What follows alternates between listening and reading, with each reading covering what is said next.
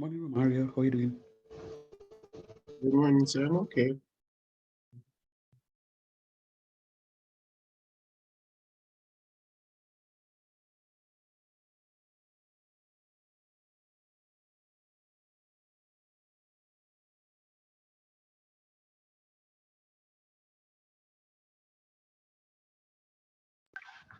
You do extra work for me? Yeah. Yeah, what was that? I was asking if you did any extra work for me. Again in the I study. was I looked through the document that you sent into the group, but I didn't get a chance to review it. Okay.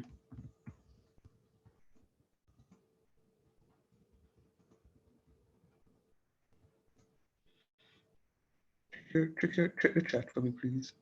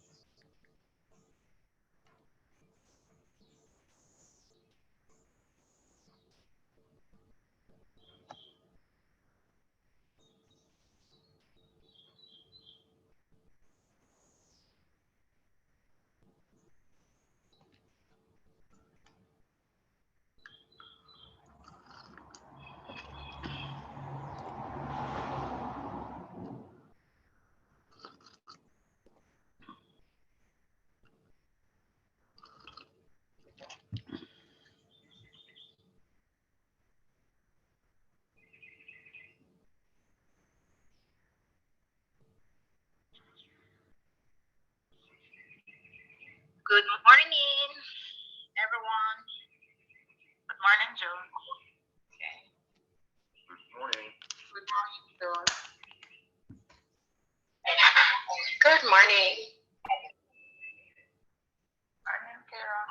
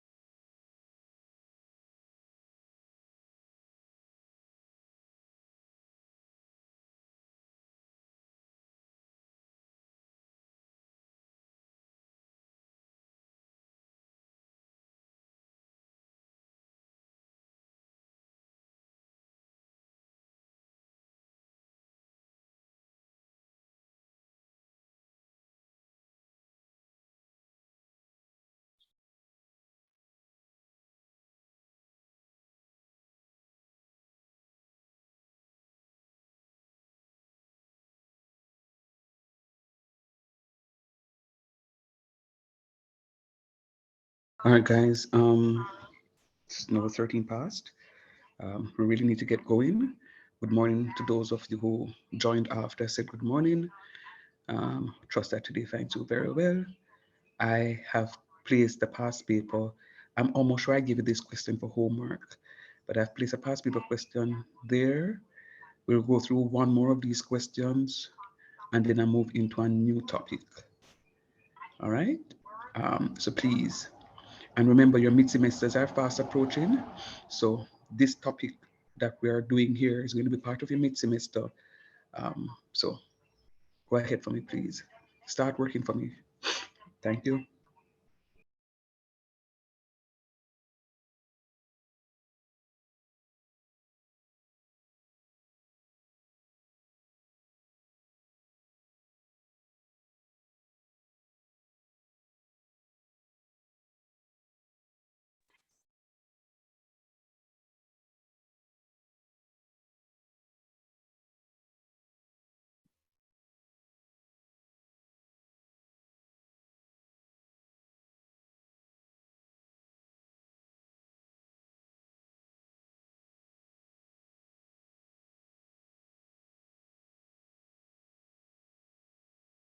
Recording in progress.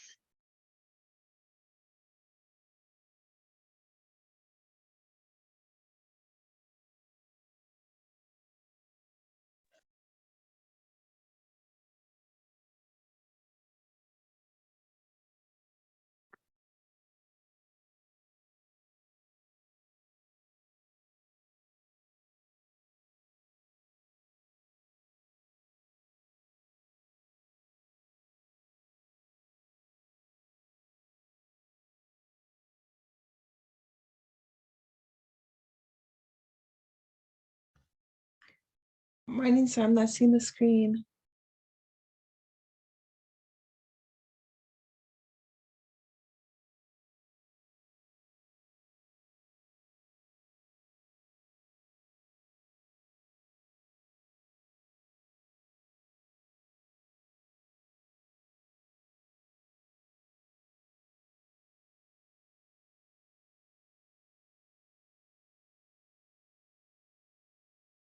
Sir, are you there? I am still not seeing the screen. It's supposed to be seeing the screen. Not seeing the screen? No, sir. Anybody seeing the screen? Yes, sir, I'm seeing it. Anybody else other than Omar Romero seeing the screen? Yes, sir. Yes, All right. sir. Carlo. Sir, morning. Morning, Naomi. How you doing? How you feeling? I'm fine. Good, good, good, good. Carla, see if you can log out and log back in for me, please.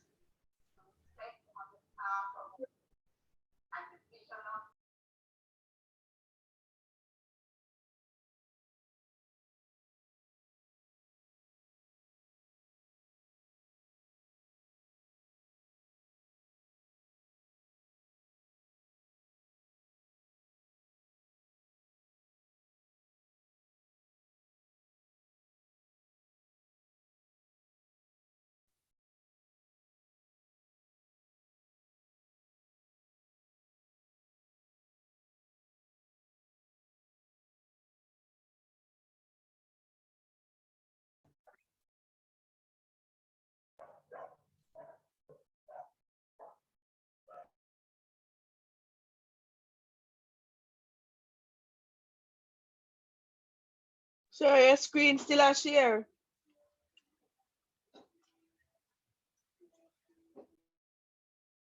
Yes, man, you're not seeing it?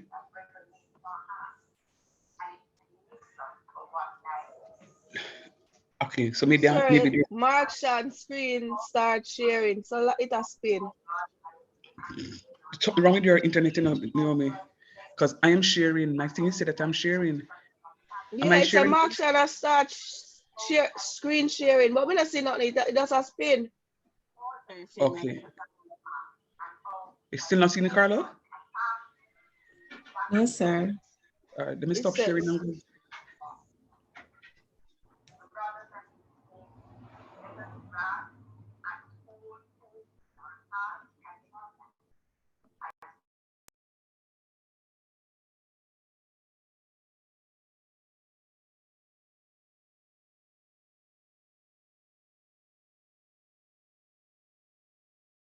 Yeah, see it now. It come on now. Okay. Mm.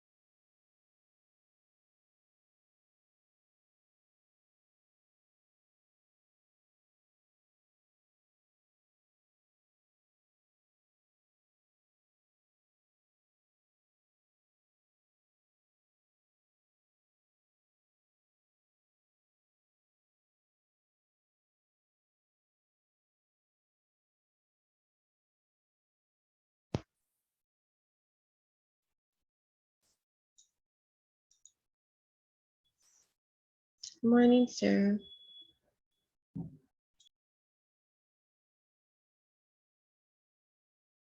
Morning, Chantal.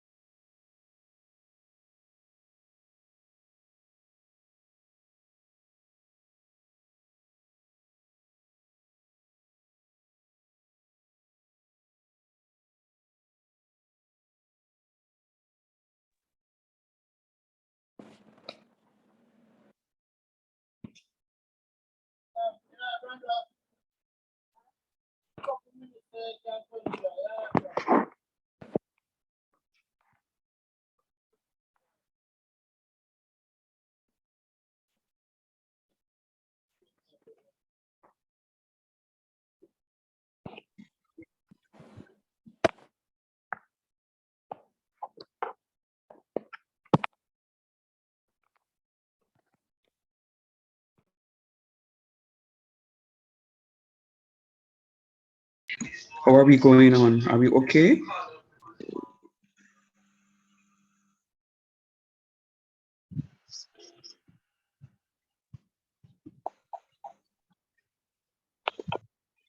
Sir, you're supposed to present something. Supposed to be what? You're supposed to present something. Matter of fact, where have you been? It's like I don't see you for about 2 weeks. Sam was sick. Yeah, so you know WhatsApp. You couldn't. You never hold the phone on talking to the sick. You take it up and send a message. No, sir. You couldn't hold the phone. I could hold the phone, but I didn't remember for text never go. Okay. Well, I'm hoping that you're better now. Are you seeing I a am. screen? No, sir, it is still a load up. All right. So I think something is wrong with your internet because is there anybody seeing my screen at all? Sir, we rejoin about 3 times the same problem. I even a different device and the same problem. It's not the internet. Is there anybody seeing my screen? Can you just raise your hand or answer for Yes, me? Yes, sir, sir. I'm Yes, seeing. sir. I'm seeing your screen. FCM 2 past paper, August 2016. Yeah, that's what I'm saying. All right. Oshin, just ask somebody to send it to you, please, via WhatsApp or otherwise. Somebody send you the group, please. Yeah, man. But it's there. I'm coming in another couple of minutes, make sure you guys are all listen to me. Um, your mid semester is fast approaching. When I say fast approaching. Um, it could be next week. It could very well be next week Saturday. Hear what I'm saying is when we're doing the mid semester exam, all of you must turn your cameras on. You must be able to do the work that is presented. For those of you who are just joining, we are in our 6th week today. I'm moving on to another topic. I'm expecting that all of you try and work. I know the ones who I can call upon and say, I know them doing the work, because they've been having interactions with me. I beg of you, please, rest of you, sit, do the work. I sat up last week, Sunday, and did 2 pieces as promised and sent off to you. I will plot this graph, but I'm moving on into another topic today. All right? Have a good one. Continue working, please.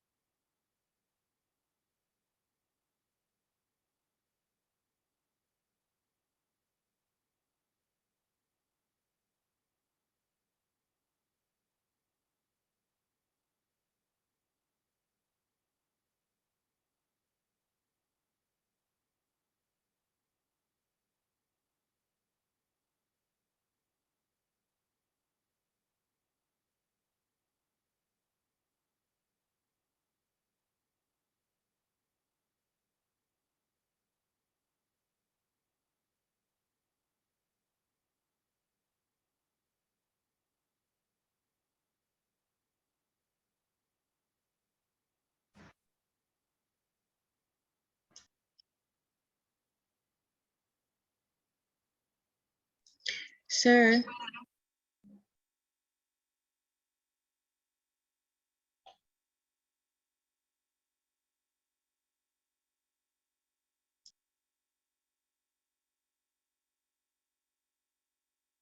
Yes, Chantal.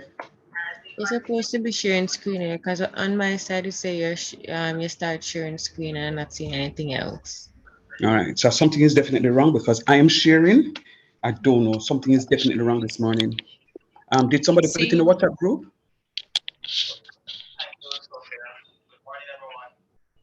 somebody places in the group, but hold on.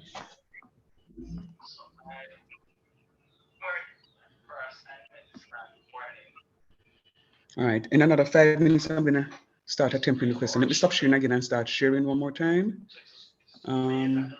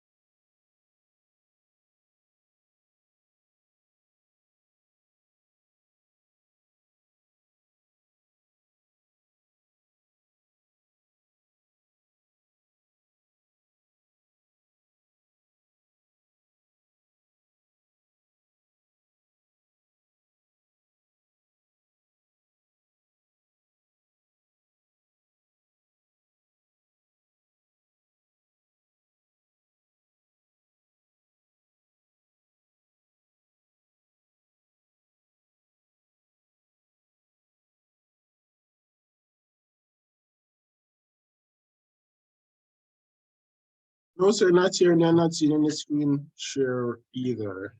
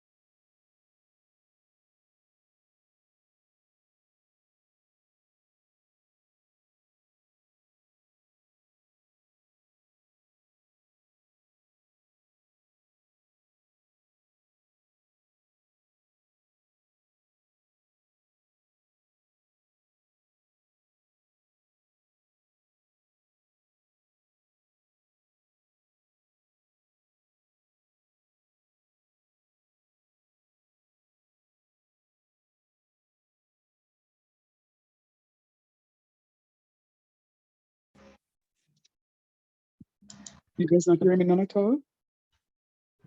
Just hearing you, sir. Lord of mercy. I don't know what is happening. But I'm on my computer. You guys were hearing me well, and then they're talking, getting frustrated because nobody responding, and I just sent it to another device a while ago. What is happening this morning? Are you seeing the screen? Are you seeing the No, screen? no, No, sir. I'm sir. not seeing it. Jesus. No, sir, me neither. Same as well, sir. All right, then. Hold on. I don't know what is going on at all. Same as well.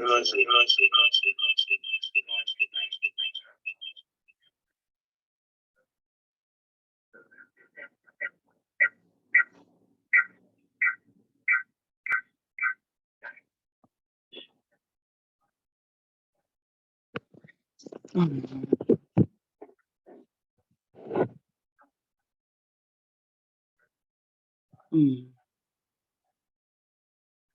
All right.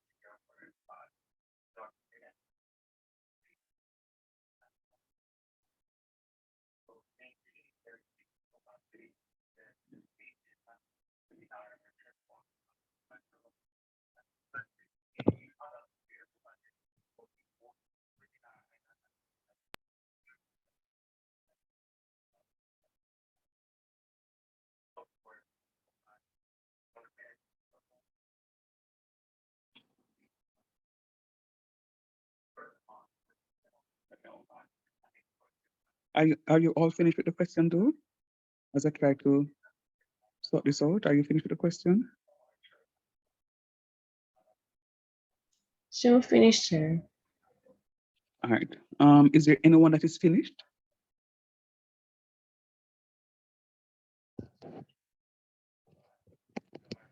Can you talk to me now, please? Kind of feeling a little off because I'm ready to go and this computer is not responding. So please talk to me.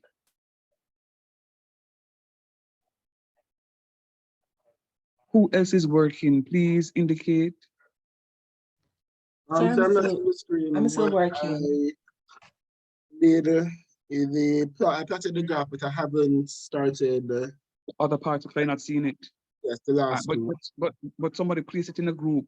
Oh, matter of fact, incidentally, this past paper question was in the, I think Ashanti sent it last week. Look in the WhatsApp group for me, please, for past paper 2016, so you can all work on it. And then this will afford me some time to try and fix this. All right. So look in the past paper and you should see it. All right, please.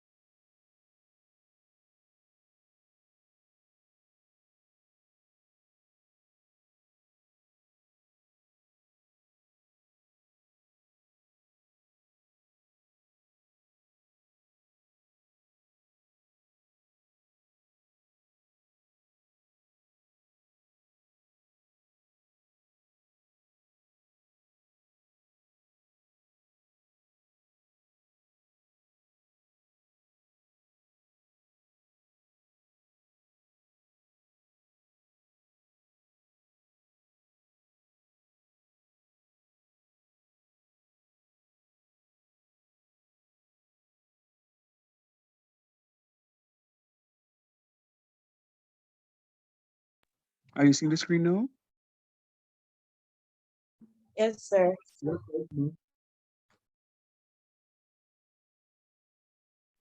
Thank God.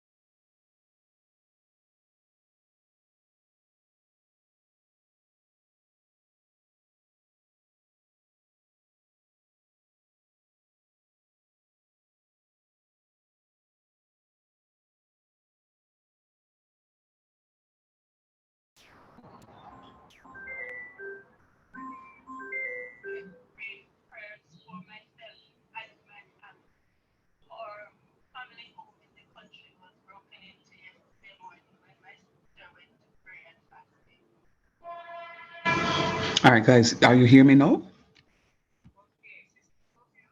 Yes, sir. All right, cool.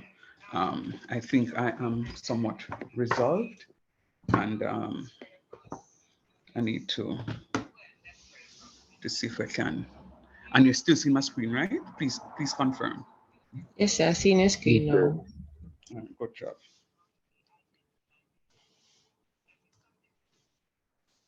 Mm,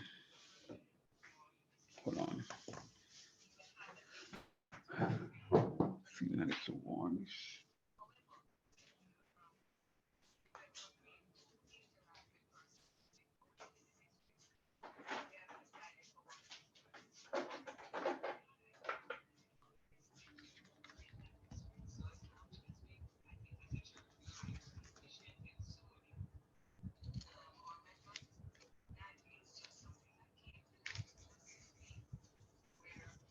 Hold on.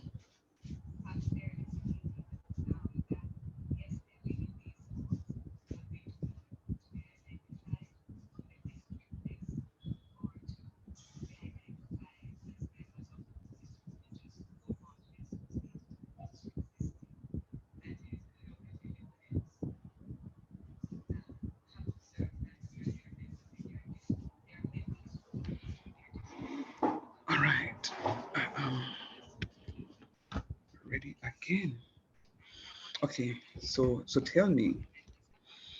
Okay, so remember I did say to you the last time around that the function y is really equals to x squared minus 3x. All right? Did everybody remember that? I did make mention of that the last class, yes, last week. And incidentally, the correct function is right here.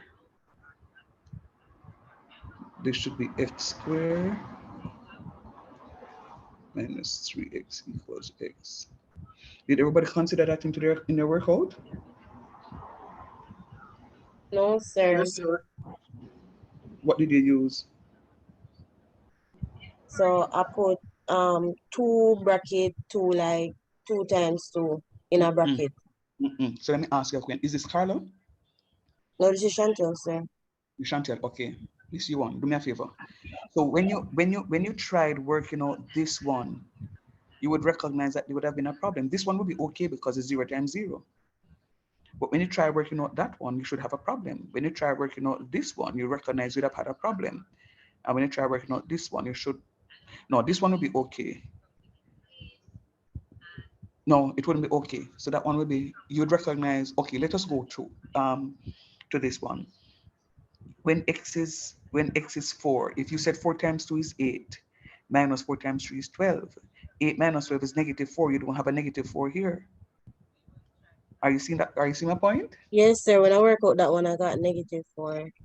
Right. So you know that something would have been wrong. And then when you work out this one, if x is 1, if you are saying 2 times 1 is 2, minus 3 times 1 is -3, 2 minus 3 is -1, you don't have a -1 right there. So the mere fact that this one here is wrong and that one here is wrong, and let us try this -1. -1 times 2 is -2, and -3 times -1 is +3. +3 plus 2 is 5. That one here is also wrong. So which is why they give you some of the values so that you can play around to see how it is that the functions are worked. The function is worked with different points, different domain values. Right? So that's why they give you the function as it is. No, I apologize. I did make mention of it last week, and I didn't even recognize to make mention of it at the start of the class. But whenever you're going to the exam and they give you a question like that, it's not normally like how sir would have given you the question where I would ask you to work with all the domain values. I only do that because of teaching purposes. But in the exam, they will give you something like this: 1 or 2 or 3 of the values that are already worked. Now, what is important for you at the start of the question is to try one of those to ensure that you know how the formula works. Fair enough? Yes, sir. All right, good. All right, so x squared minus 3x, um, y is equals to x squared minus 3x. The domain is what again now? -2 to +5. X is greater than or equals to -2, but less than or equal to 5. Is it less than or equal or just less than? Less than or equals to 5. All right. So what will happen is I'm going to have X, I'm going to have Y. Uh, um, the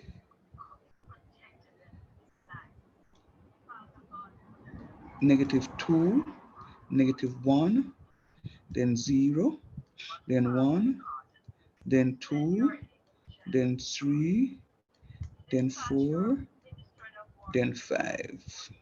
All right. Now, when x is when x is when x is when x is -2, what is y? So y is equals to -2 square minus 3 times -2. Y is equal to +4 plus 326, which is equals to 10. Anybody got 10 for that one? Yes, sir. Good job. And then now we're going to look at y equals -1 square minus 3 times -1. Y is equals to 1 plus 3. 3 plus 1 is equals to 4. So I get 4 for that one there. Got you? Everybody with me? And I think they gave you 0 for that one. Okay, let me do it nonetheless. Y is equals to 0 square minus 3 times 0. Y is equals to 0 minus 0, which is equals to 0. Y is equals to, when x is equals to 1, 1 square minus 3 times 1. Y is equals to 1 minus 3, which is equals to -2. So y is -2. When y is equals to 2, this is 2 square minus 3 times 2. Y is equals to 2 2's 4 minus 2 3 6. 4 minus 6 is equals to -2. Everybody with me with that one? Or they give you that one? And right here, so now, I start seeing something. I just got -2 right here. And then I'm getting -2 right here again. Can you go to that last one, please? When The y is equals -2. when y is equals to 2, I'm substituting 2 into this function. Anywhere in the function I see x, I put 2. Anywhere in the function I see x, I put 2. So what I'm doing here is putting y equal, this is x squared, so it becomes 2 squares, 2 squared. Minus, there's a minus sign here, 3 is this 3, and this x I'm going to substitute as 2. So 2 squared is 4, and -3 times 2 is -6, and 4 minus 6 is -2.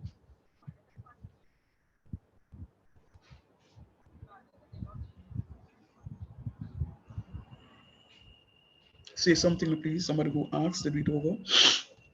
Understand, sir. Yeah, cool. All right. So when y is equal to 3, 3 squared minus 3 times 3, y is equal to 3 squared is 9. 3 times 3 is 9. Is equals to 0. Which is what I was expecting. Which is what I was expecting because I saw these two values here. So I know that there's some turning point that is taking place right here, with this being my axis of symmetry somewhere right here. and these two are 0, so I can guesstimate that this value here that I'm getting is supposed to be 4. When x equals 4, y is supposed to be equals to 4. And this value out here is supposed to be 10 because I'm seeing this graph being symmetrical. I'm seeing it. So let's go. Y is equals to 4 squared minus 3 times 4. 4 4s are 16.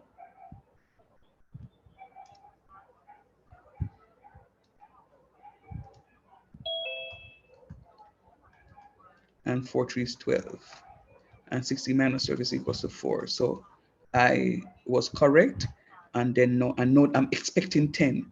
So if when I work the question out and I don't get 10, it means that something is wrong because I'm expecting what 10 is. But yes, I still have to work it. 5 times 5 is 25. And 5 times 3 is 15. And 25 minus 15 is 10. So yes, I get what it is that I'm expecting. So I'm okay with those values. Are you okay with how I would have done evaluated my range? Yes, sir. Good. So remember, this is my domain, and remember, this is my range. All right. All right, guys. I feel it in my spirit that I need to move. I have to move. I'm on this too long. I'm really on this way too long. Look at what it is that I would have sent you in the group, which is why I sat up on Sunday, whichever night it was, and did the solution so I could send off to you. Please don't just take it and just look at it or glance over it or see coming to the WhatsApp and don't open it and go through it. All right. Now, so that is that. Then now I need to plot the graph.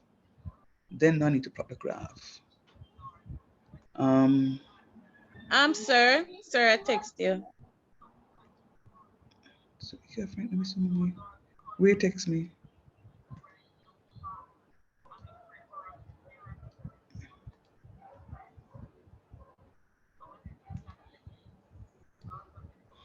Is me talking to when it says you text me where?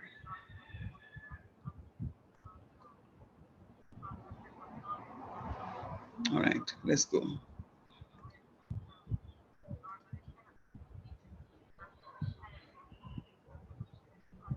Okay, I see that.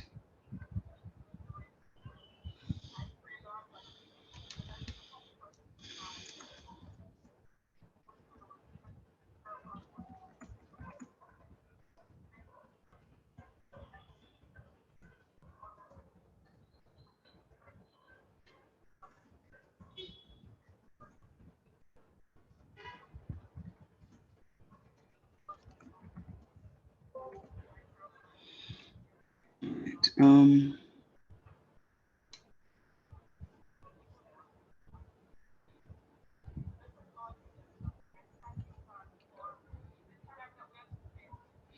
All right, let me just say something. In general, I'm speaking general, you know.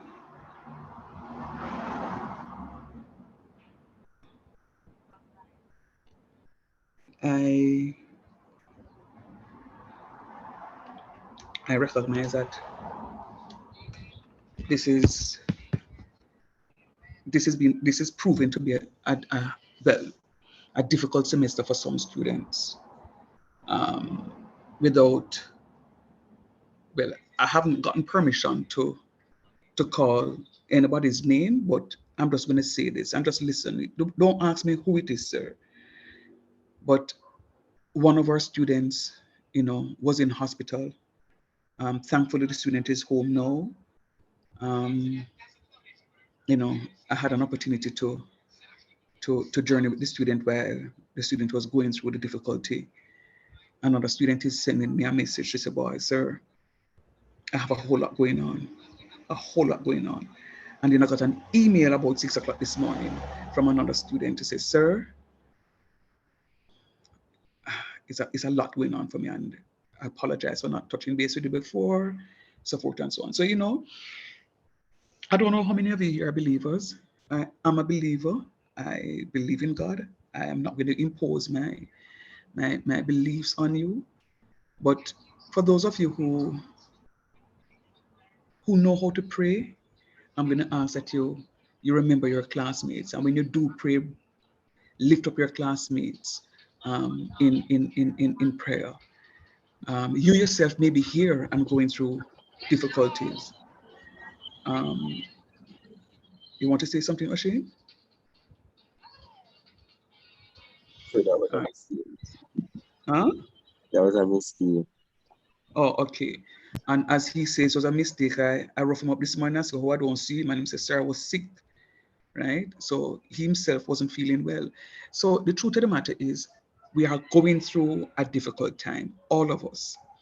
As I explained to you last week, I was really out of it, coupled with the fact that I wasn't feeling well. Um, but of course, I know why I wasn't feeling well. Feeling much better now, but I had quite a bit of exam papers to go through. Um, it has been a rough period, a really, really rough period. And if you are not settled, you're not going to be able to learn. That's just the honest truth. If you're not settled, you can't learn. So I just want to ask that you, as best as possible, see how best you can just try and focus.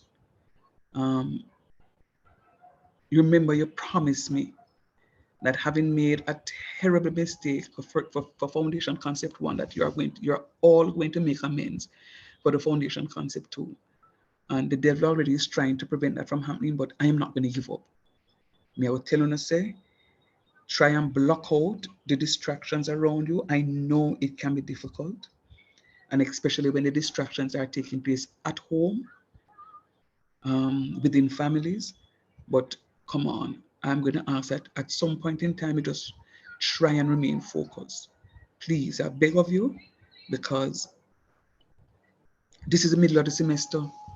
I have quite a bit more to go through. One of the things that I'm happy about is that this is a full question. So we know say we have a question in the bag, early up in the bag, so we can have enough time to review it. And I'm going to be doing one other question today that is a heavy one. And I want to get these questions out of the way. So we just want you to to um to take it easy. And at this point in time, I'm going to ask if there's anyone that is feeling so led to just offer a quick word of prayer for the class. I may know one or two of the situations, but I'm not at liberty to say it.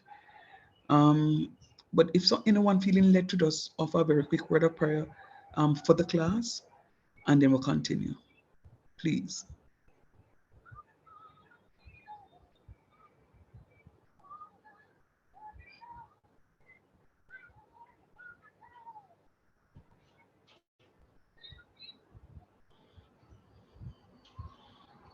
Okay. Is it okay for me to pray then? Yes, sir. Yes, sir. Okay, let us pray. Father, we truly give you thanks for a morning such as this. Lord, a morning that was not promised to either of us. Father, this morning we are awoken only by your grace, and we thank you for the very gift of life. Father, we know that we are undeserving because you've asked us to do so many things and we've left them undone. So, Father, at this point in time, we truly confess our sins to you and ask, Lord, that as we confess our sins, that you, as your word says, will be faithful and just to forgive us of our sins and to cleanse us from all unrighteousness. Father, you know the concerns of each and every one of my students. That, Lord and Father, trouble come left, right, and center. Father, I pray that you will take them up into your arms, and that, Lord and Father, you may put a bridle on their tongue so it is that they will not speak if it is that you have not instructed them to speak. Father, remind them that a soft answer turneth away wrath. But Lord and Father, we pray even more so that for those who are unwell in body, in spirit, in mind, in their finances, that Father God, you'll bring healing, Lord, healing to them so it is that, Lord and Father, they will be able to overcome. Father, I pray for Foundation Concept 2, this group, that Lord, you will just be with those students, those who will access this recording in the future, that Lord and Father, as they are preparing the lessons asynchronously, that they will be touched by this prayer, and that Lord and Father, you'll just give clarity of mind, Father, I pray for added wisdom, knowledge, and understanding, that as we continue the class, Lord, that your spirit will just move through my students so it is that they may be able to do well. Father, I pray that you will just hear their concerns, have them to have a relationship with you, that they may come to you to bring matters concerning them before you. So we thank you for all that you have done and will continue to do. In Jesus' name we pray. Amen.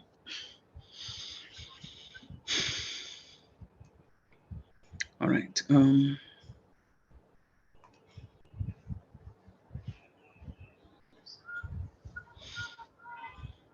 All right, so let's continue.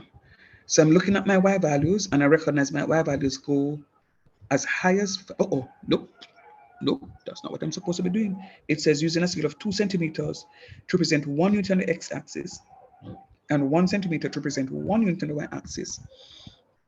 I need to do my crosshairs.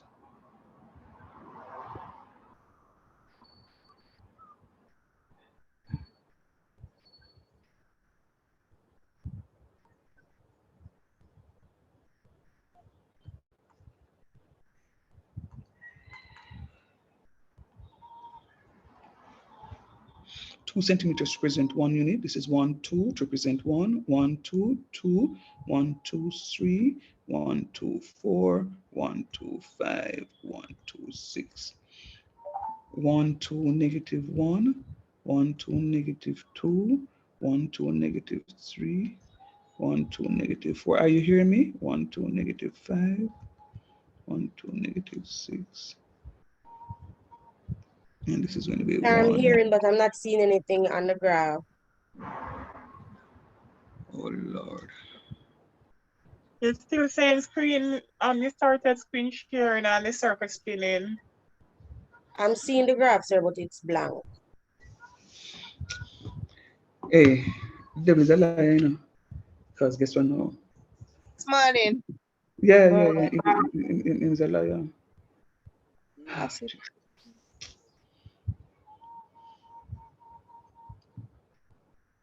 All right, let me stop share and try resharing again.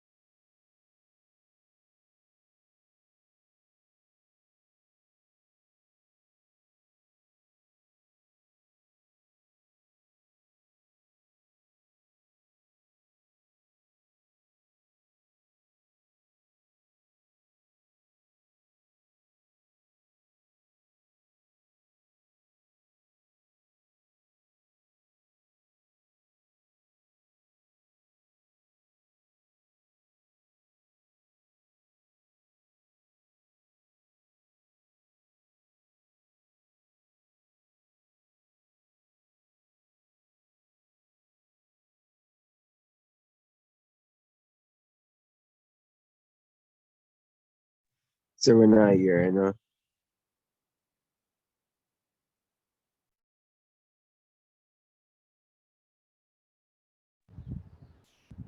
Are you seeing the screen now, guys? Yes, sir. Yes, sir. Yes, sir. Yes, sir. Give me a minute. Give me a minute. I'll go outside, go screen. We soon come.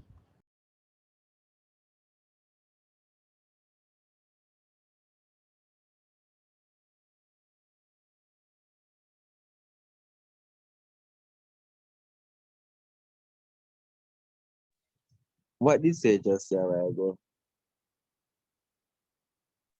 He's He's going going outside outside to to scream.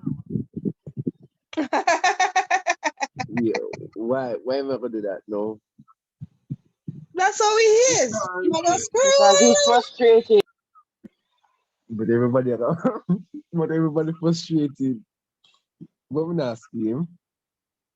It has said, don't have say Mark Shannon start screen sharing. You see that? I'm seeing the graph now. So I mean I see it. The devil is a strong body now. The devil not go to the pit of hell, man.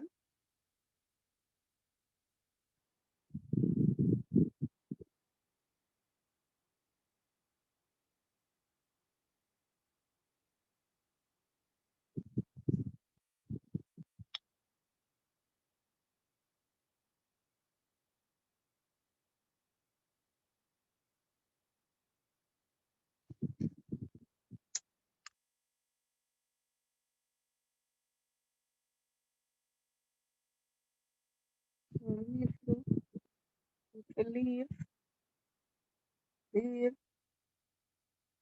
and go on.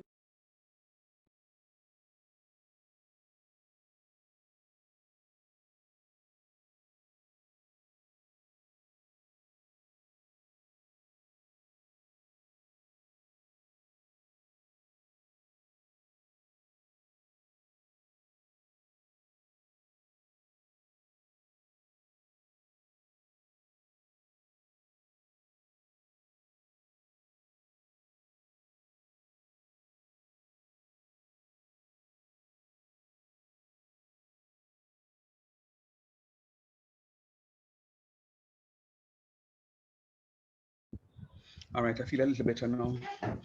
All right, let's go. All right, so look at my crosshairs. It says 2 centimeters to represent 1 unit on the x-axis and 1 centimeter to represent 1 unit on the y-axis. So that's 1, that's 2. This is going to be 3, 4, 5, 6, 7, 8, 9, 10. And I go -1, -2, -4,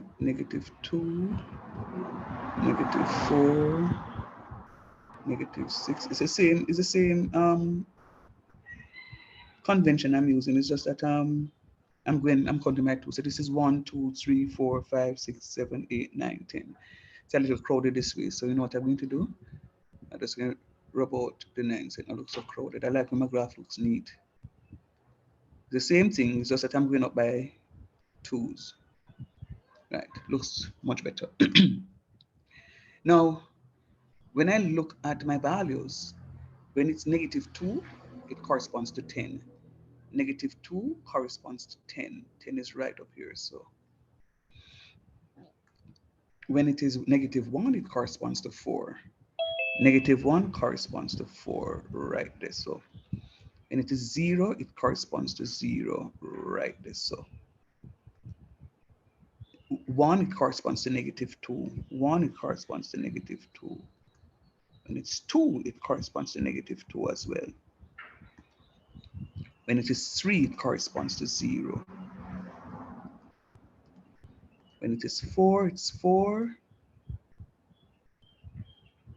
And when it's 5, it's 10.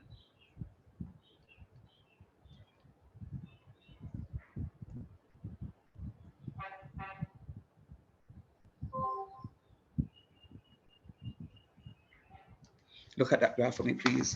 Check to see if your one look like mine.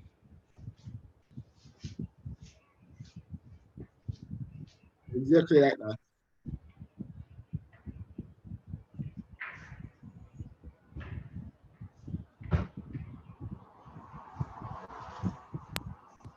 Sorry, could you go over back, please? Go over one. Yeah, as it relates to the graph. What exactly you want me to go over? Talk to me now. What exactly? Sir, I can send you a picture of how mine look. All right, yeah. Send it in the group so that we can all benefit from it. And then who was talking about? Susie, that was you a while ago? Yes, Asking. sir. I'm trying Sir, to I said understand how you put the graph together. I am Okay. not far-fetched, but I want a better understanding. All right, then no problem. All right. Chantal, you can send it in the group, please. Sir, I said mine in the group. I can check on it. All right, they're coming. I just did, sir.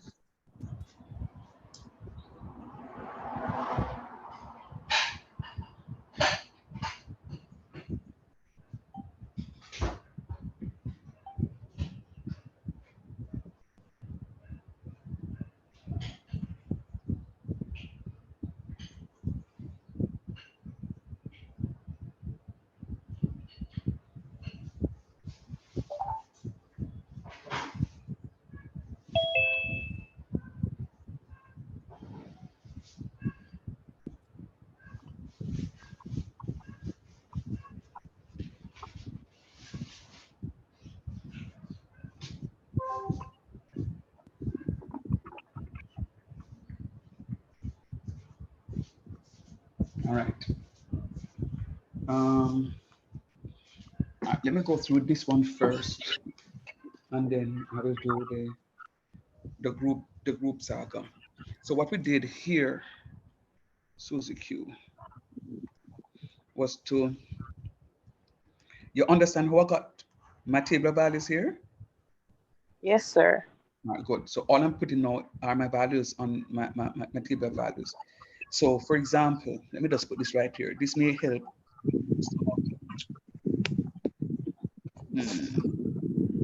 So the coordinate for this value here is going to be -2, 10. Coordinate of this value is going to be -1, 4. Okay. X value 0, 0. 1, -2, and that's why I get it. That one, it means that I write the x value first and then the y value after. So x value is written first, and then the y value is written after. And then this is going to be Okay, I 3, get it, sir. and that's what I plot. 4, 4, 5, 10. So those are my coordinates. All right. Now, yes, sir. Always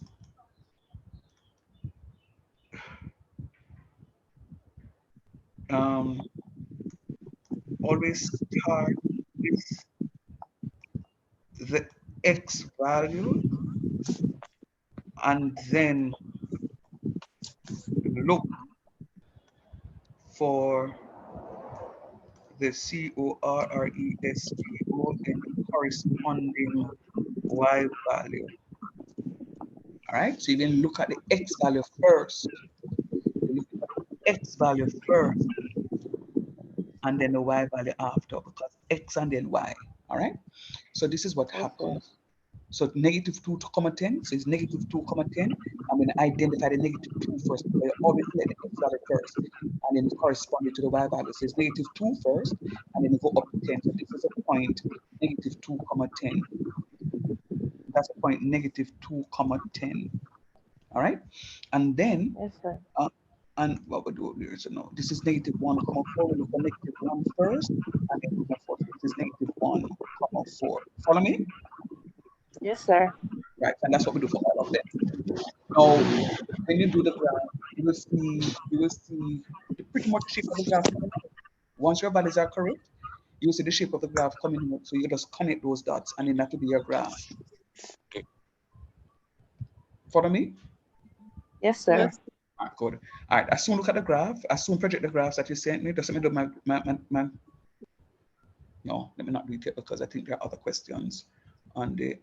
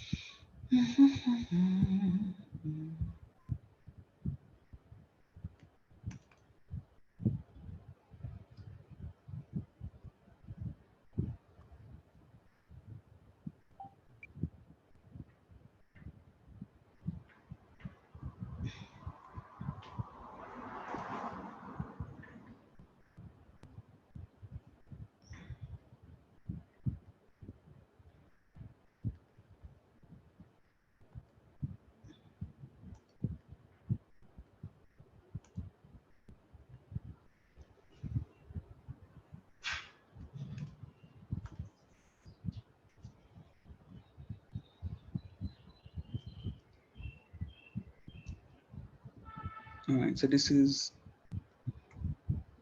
I think, Chantal's graph. All right.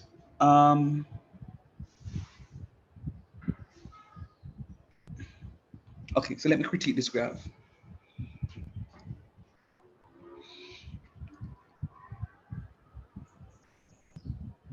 It says 2 centimeters to represent 1 unit on the x-axis.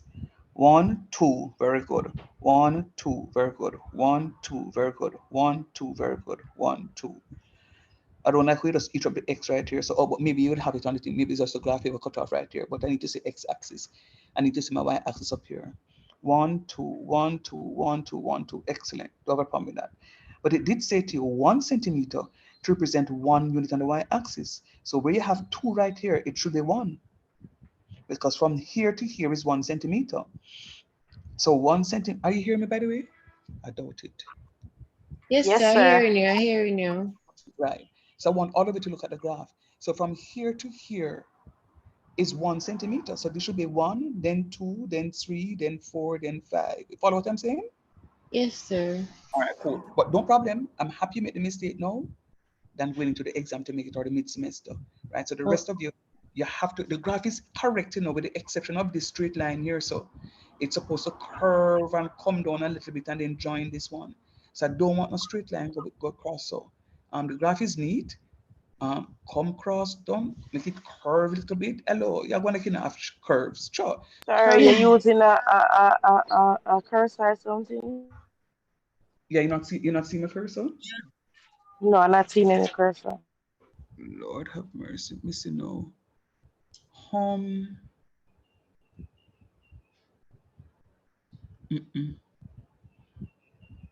No, it's not going to show you not going to show you this. All right, so just look at the y-axis. She went up by 2 on the y-axis. It's supposed to be by 1. I'm seeing the cursor on my screen, but you're not seeing it. She went up by 1, but it's supposed to be by 2. She went up by 2, but it's supposed to be by 1. Can you see that?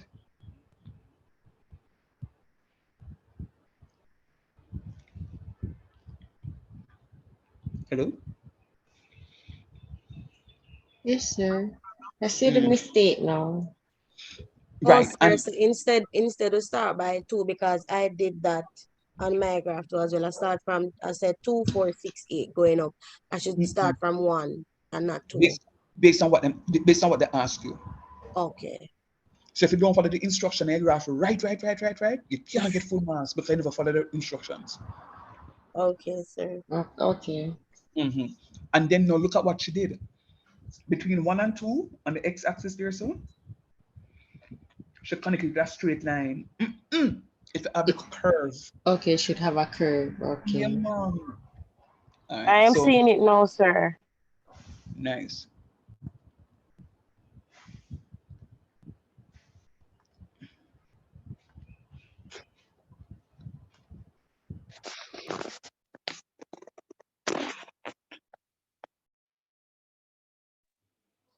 But sir, because it's so close together, I would join them too. But you're saying that it should have a dip in the middle, sir?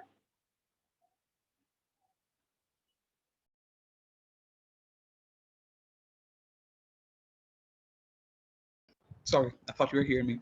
Yeah, man. Don't you want curves? Talk the truth. Yes, sir. But I am saying because they were so close together, I see where, because I would do the same thing as well, but I realized that it should have the dip in the middle. It should have a ang to show that okay, it's a graph and not just something connecting.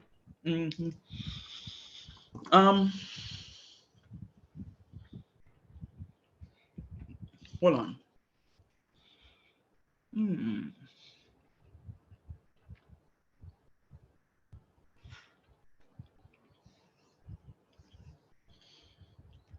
Carla, was that you a while ago? No, sir. Who was speaking just now with the dip in the middle? Who last spoke? Me, sir, Susie. Oh, Susie Q. All right. You know how to drive, Susie Q? A little teeny tiny bit. All right, cool. Hear me up now. You see, all of them the driver up on the platform who thinks them are the best driver, they've never seen me drive yet. And don't come after me. Leave it right there, sir. Don't come after me, say. Leave it right there, sir. No, I'm not going to. please. So you're driving from home to go to work. And when you reach halfway, you remember say, but I know me, I opened up the store this morning. I left the key on my dresser. I said, Jesus and peace. And you know, say you have people who come there early, and you have to reach it before them. And you take one big turn for go back around, a U-turn for go back round. Do you think the car will stop at any point in time? No, sir. You just dead. Because the car must stop. All right, look here. This is you. I'm trying to find it. This is you starting from home, going to work, going to work, going to work, going to work, going to work, going to work. It's a rock stone. That here is my turning point. My turning point. It's a rock stone. But I have to go back home. I have to go the other way. And you go. Change direction. So you notice, you know, you go down, go down, go down, go down, go down, go down, go down, go down. You know, have no more go down, go down. You know. Then you start go up, up, up, up, up. And even if you go from the side here, you go down, go down, go down, go down, go down, go down. You know, have no further go down and go. You have to start go up. So there's a change in the graph right here. And you have to respect the change in the graph. Now let me show you something. If you don't do that and you draw a straight line, so you won't see exactly where the change is. Because this is what the graph will tell you. You go down, you go down, you go down, you go down, you go down, and then now you start drive at a constant speed. No. You change direction. So you have to have one dip inside of the something. Have to have a dip. When we reach foundation concept 3, summer, God's willing, you will see now where we talk about Susan drove at a constant speed of 4 kilometers in 5 seconds.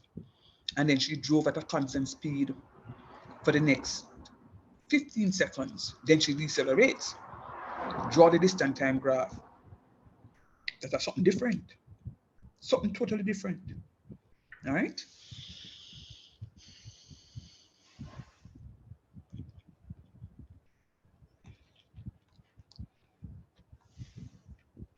So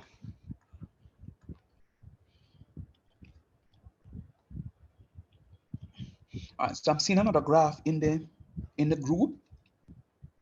I won't project this one, but you'd have gotten what it is that I would have said to you. You two drew that line straight across from 1 to 1693. You would have drawn that graph straight across from 1 to 2. So you know the corrections. All right? Very well. So the question says using a scale of 2 centimeters. So we did the first part. You see how much marks the man gave for part one? Using a scale of 2 centimeters, draw the graph of that. 12 marks. 12 marks. Say God knows they don't understand the topic here, please.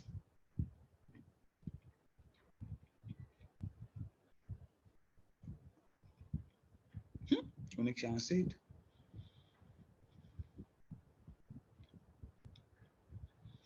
Is there anybody that understands this?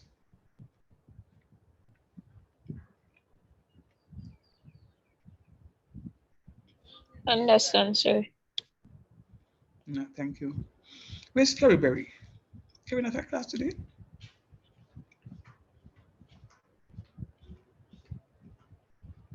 Nope.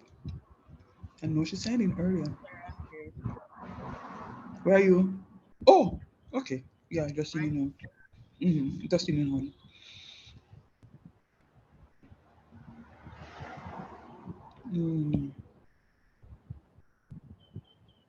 now. Sir, I'm having a problem to do the second one.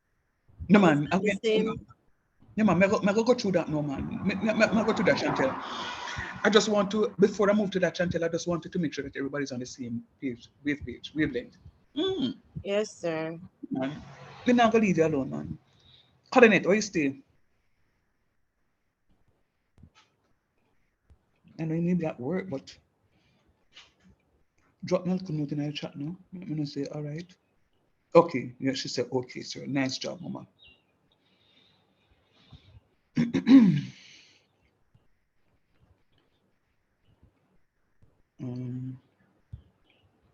All right. I was just going through the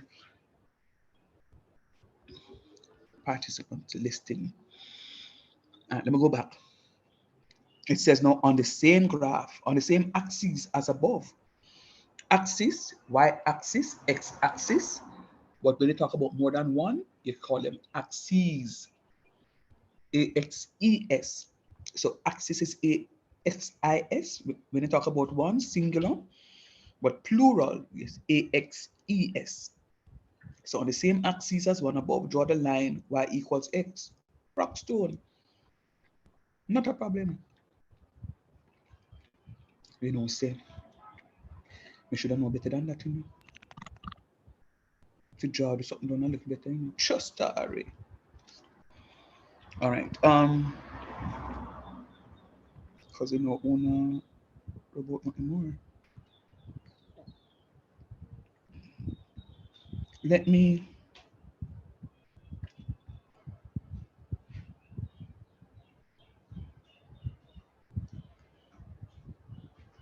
extend my table, and I'm putting it in a different color specifically so that you know, say, it's almost an afterthought. It says to draw the graph, and look at what I'm doing. So when you go back to the question, you can see that those two correlate. Y equals x. Y is equals to x.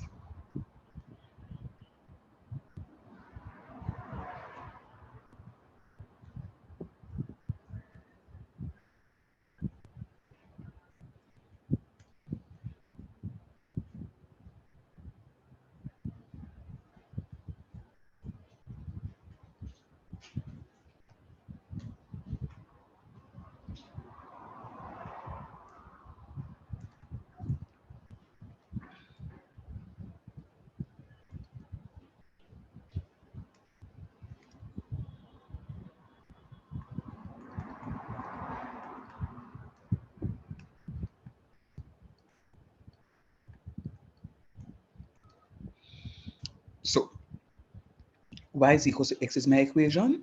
So for the values, watch me. When x is 2, it says on the same axis. So the mere fact that it says on the same axis means I have to use the same x values. But again, work out the corresponding y values this time. It said on the same axis, using the same axes, meaning say the same y and the same x. We need to plot the graph of this new function.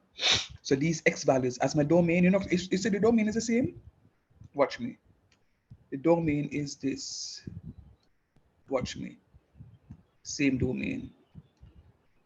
Note the the domain remains the same. Right? The domain remains the same.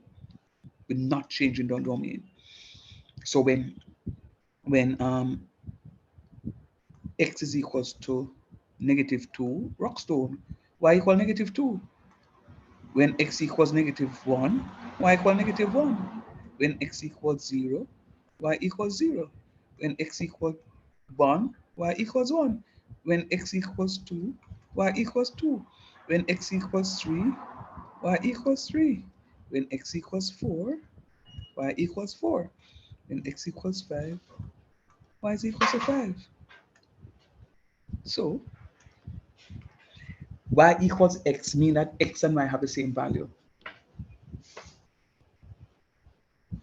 That's what it means.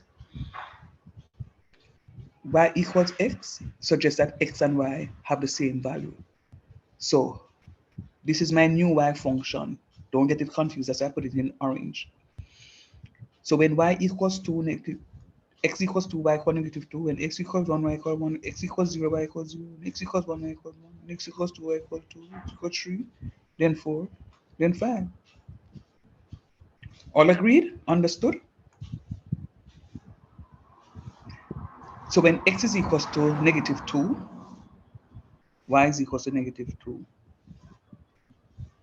When x is equals to -1, y equal -1. When x equals 0, y equals 0. Same value as a 1 here. When x equals 1, y equals 1.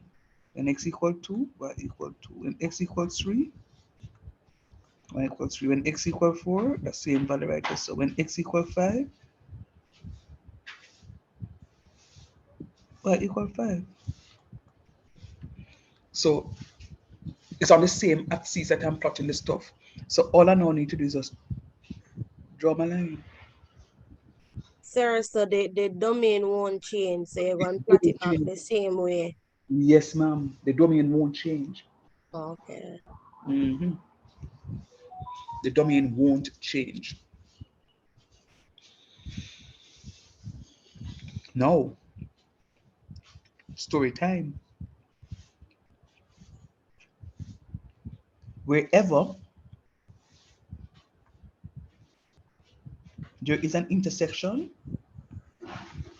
is going to give you a simultaneous solution. And it's the x value you want. Let me show you what I'm talking about. Graphs plotted for y equals, wait, one more again.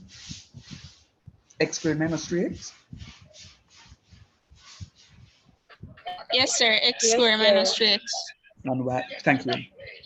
For the domain, x is greater than or equals to -2, but s greater than or equals to +5. And then I'm going to underline this big boy here. So, all right. And what I'm going to do is to label my graph. Y is equals to x squared minus 3x. Label my graph. Y is equals to x. The intersection gives me my simultaneous solution. Because at some point in time, when I draw the part 3 here, so do 1 and 2 and 3 already know. Use a graph to determine the solution of the equation. See, it's x squared minus 3x equal x. The equation is only in x, so no right no y value. The equation not going in on a y because the two y them equate to give you x squared minus x minus 3x is equal to x. So only 2 marks. So x equals 0 is one of the answers. X equals 4, the other answer. Recall the intersection gives the Sir, I work SIMUL. on something that you right, sir. The intersection and it look like something. It look like you just scribble up something. All right, let me try a little bit better-ish.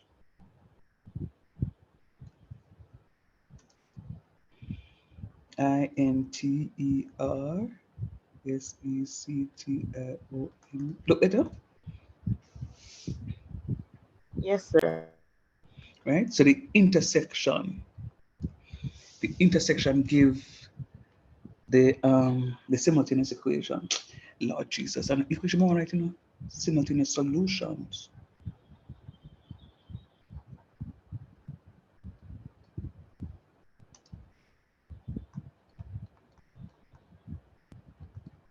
All right. So that give the simultaneous solutions. Question, let me know. How much more for the question? Feel like me work on a question from last week. 25 marks. Jeez, I'm father. What wrong with you?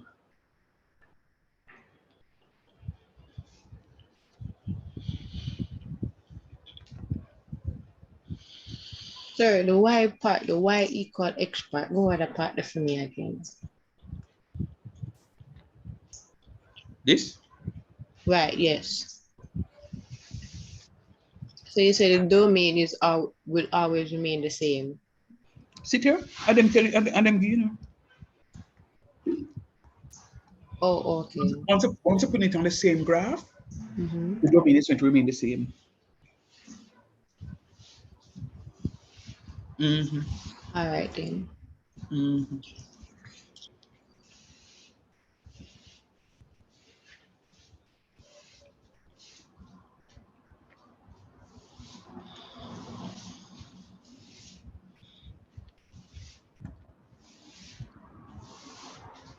Any questions?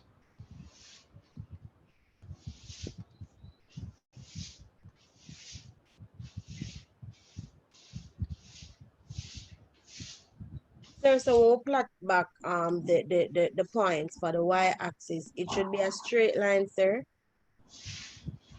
For the second graph. Yes, sir. Mm-hmm. Sir, but me a plot on my line and look straight at all. So me have to stop. That means one of the values wrong. Okay, sir. Or you plot something incorrectly. Supposed to be a straight line.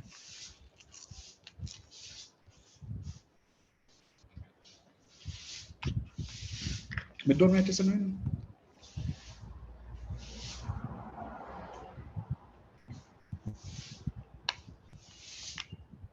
So how much that worth again?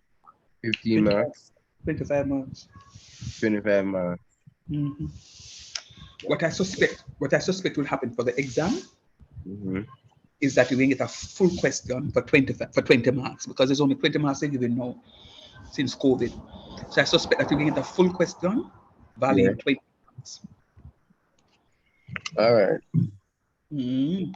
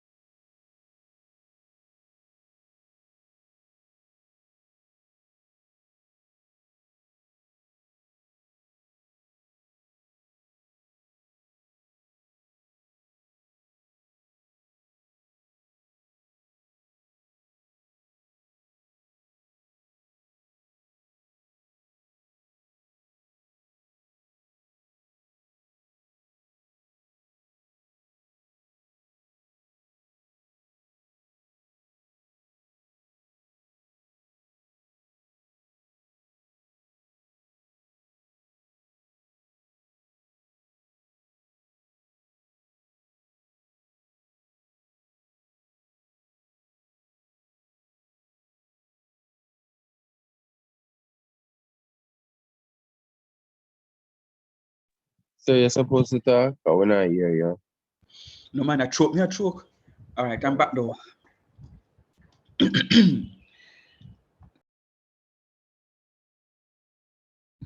All right. Okay, so let me answer a question now. How stay? How feel? But finish, you know. Finish, no finish.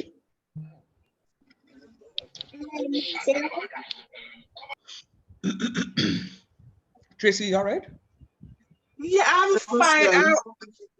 I got the first part, the second part, okay, which is completing the table and using the scale to draw. I don't have a graph paper, so I had to do the thing on the regular paper, but I understand.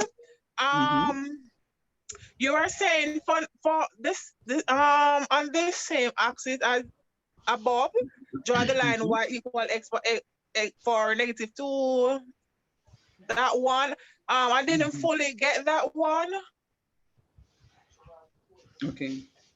Sir, the thing is I'm at work, so sometimes I have to drift away from.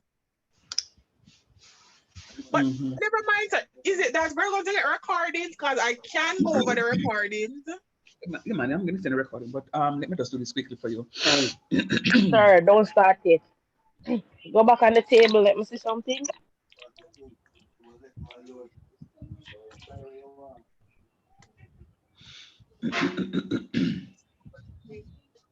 Okay. All right. All right. So Tracy, you were saying Yes, that sir. you understand how we got the curve, the original one. But the Yes, sir. second part of the question now, where they say to you on the same axis, using the same axis, plot the graph of a new function, and this function is going to be y equals x.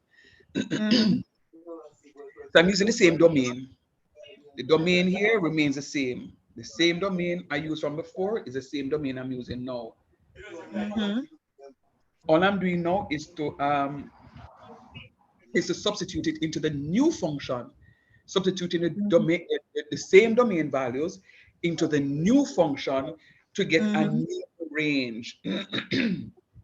So what I did here, using the same -2, I'm going to substitute it into the function y equals x. Anywhere in the function I see x, I'm going to put -2. Okay.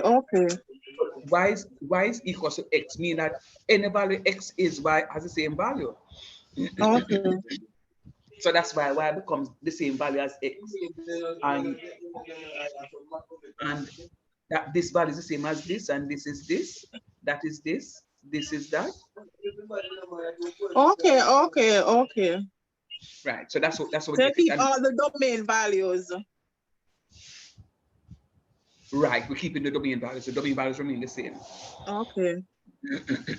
All right. What time is it now? 10:13. All right. I'm gonna ask you to take a little break. I'm gonna have 5 minutes break because I'm gonna come and start something new. 5 minutes break. Cool. So why not 10? Because you never No, came yeah, to class push it. at 8 o'clock. Pizza? You never came to class at 8 o'clock. I'm gonna have to eat my breakfast now. All right, go and go put on some tea. I have 1 cup. Our cups. Sir, tea and cup, you can't do that now. It's a full course Sir, meal. now mix up my comeback. Sure. Ocean, are you craving so? What you want? Do you want green banana and liver? Are them something you want? No, I don't. No. I want a big plate of stew peas. No, mate. Clearly. Clearly. What you eat? Sir Clearly. Sean, Yes, Naomi. I gotta eat something and take some meds and come on back. All right, and cocoa honey bunches. All right. Soon come.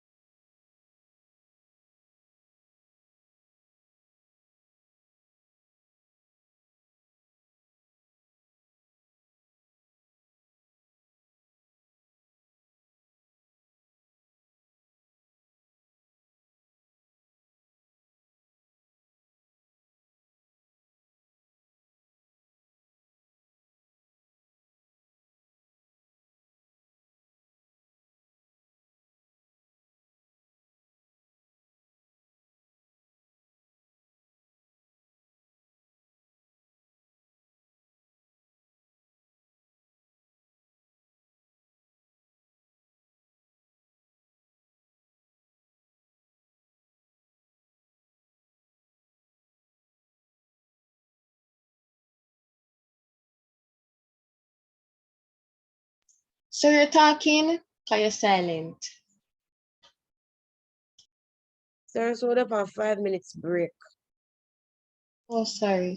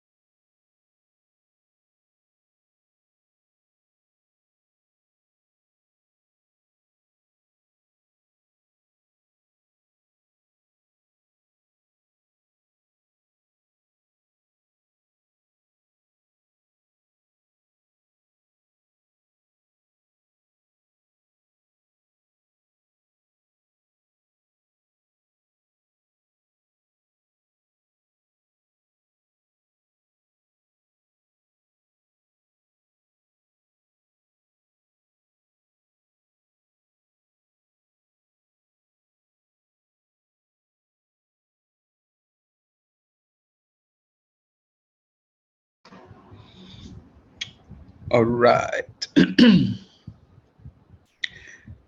How am I feeling?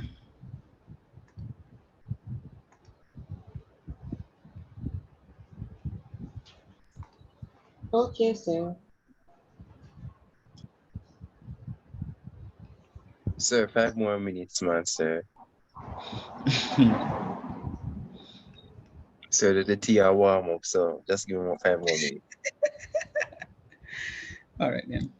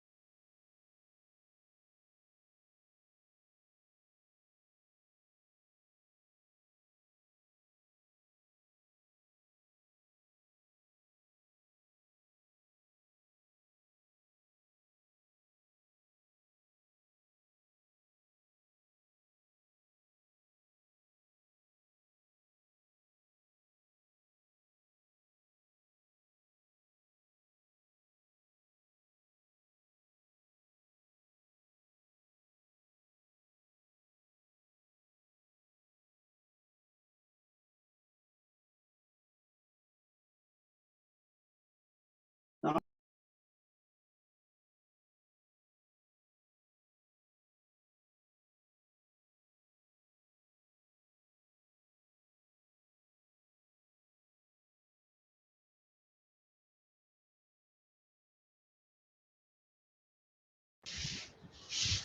more minutes, Australian, 2 more minutes. Sweeten the tea now, sweeten it now. Take time, walk with it. Put it down and then hold a seat. 2 more minutes. Sir, sir, I got the straight line. It's because I started with 2. That's why I didn't get it, but I have to rub it out and do it over back to get the better curve, and then I got the straight line. Very nice. Proud of you. Very nice.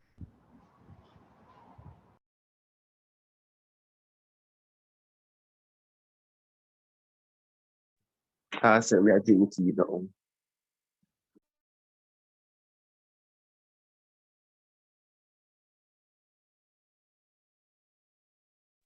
So I'm ready now.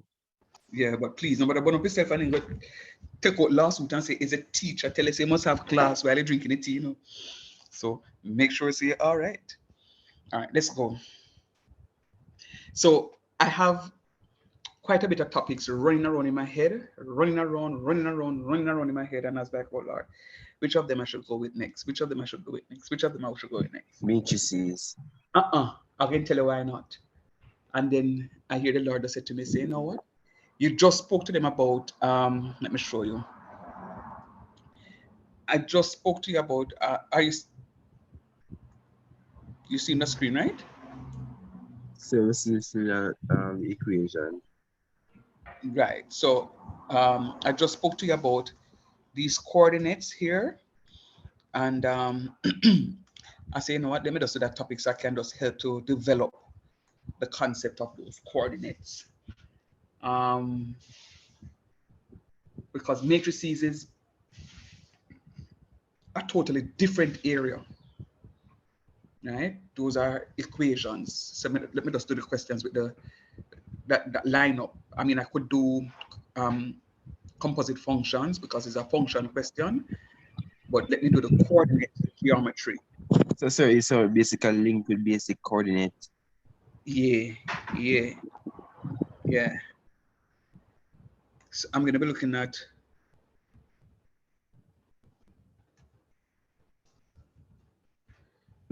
some coordinate geometry. All right. So, all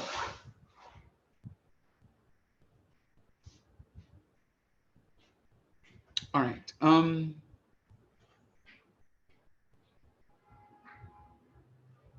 right. So work with me now. So a coordinate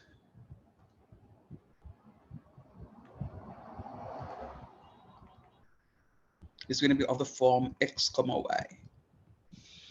Coordinate is going to be of the form x comma y. And of course, that's my x value, my y value. I could give you several coordinates. And if I'm giving you several coordinates, I could see coordin. If I give you several coordinates, I could call it x1 comma y1 comma x2 comma y2 comma x3 comma y3 comma dot x to the n comma y to the n. So if I'm giving you several coordinates, I will give you those coordinates with subscripts. I'll give you those coordinates with subscripts.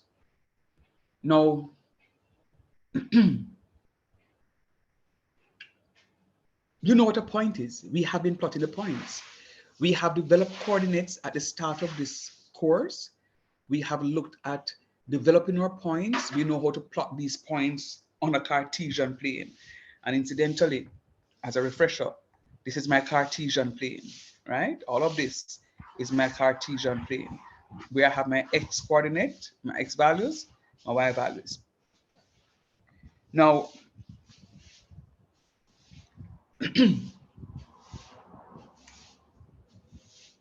Let me go back to here.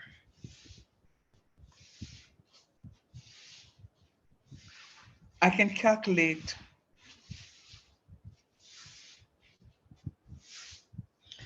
no, let me make it a little bit more interesting. It's like a morning like this morning. Let me tell you what could happen to me. A morning like this morning, I should be in the car, being driven, where I'm at the back of the car, having my class, and I'm driving to Otros Rios, or to Montego Bay, or to Negrilla. Now, when I'm driving along the highway, and Kingston is out here, so, and Ochi is up here, so, because you know Ochi is up, Kingston is down. I'm going to be driving and I'm going to be climbing a hill. I'm going to be climbing a hill. No, when you go on the North Coast Highway, there are times you see on the North Coast Highway something that said slope. Them show you a little sign and says slope is 8% or 6%. I don't know if anybody is ever so observant when they look to the left of going up the hill. They will see a little incline that says 6% or 4%. It's telling you how steep the roadway is. And at those points when it's very steep, they will say to you, multiple axle vehicles, stick to the left. Should in case you're having problems going up on your stall, at least you're not going to be obstructing traffic. So motor cars and the little pretty SUVs, them can drive on the right hand side so they won't block because they have more power.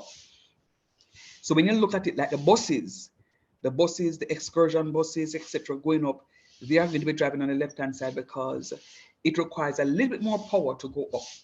So sometimes when you're in those public passenger vehicles, or even a charter vehicle, what they will do is to turn off the AC, and they will say to you, all right, open the window 1 minute, please, because the AC is going to be using a little bit more power.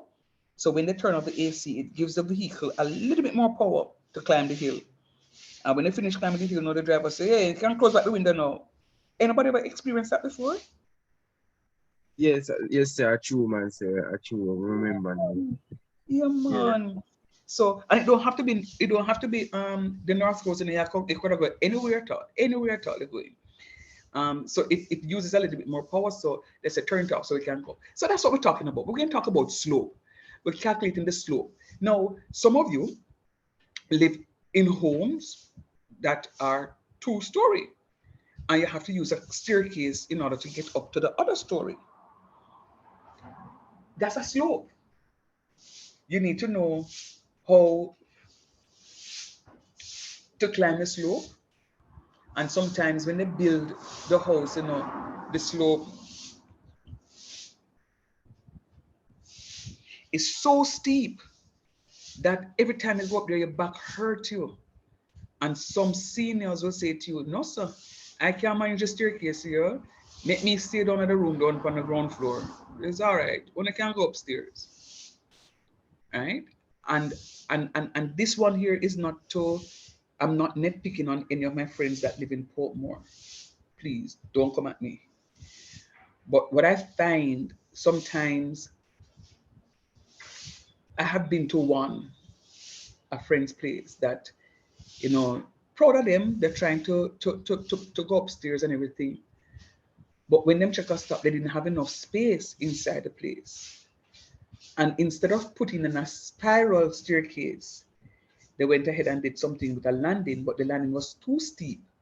So going up and down the stairs for quite a while puts a lot of pressure on your back, and it's not good for you. So at some point in time, you are going to develop some problems.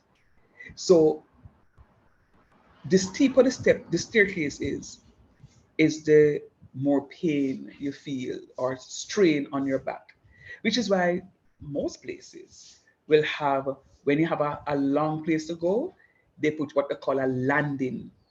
So let us go to Excelsior now. When you go on block A and block B, and you climb the first flight of stairs, maybe about 8, 10 of them, there's a little landing, because that little landing now kind of reset your little spine. And then you make the other little climb. So it's not a continuous climb, right? It's not a continuous climb. And when you do have a longer staircase, the slope is not as steep. So at least it does not feel hard on you. Final thing, anybody ever exercise and do mountain climbing or mountain riding and recognize how difficult it is when you're climbing up, Yes, sir, and hiking. and hiking, yeah. When you go up on when you climb up on a hill, sometimes you feel like you're bending backwards because forward because it is so steep. Yes, sir. Yeah, man, that's exactly what it is. So it's slope. So that's what we're doing in mathematics today, calculating the slope. So I'm going to give you our formula. So to calculate the slope, and incidentally,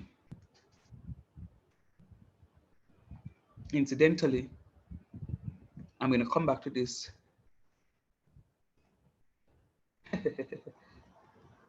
I'm going to come back to this because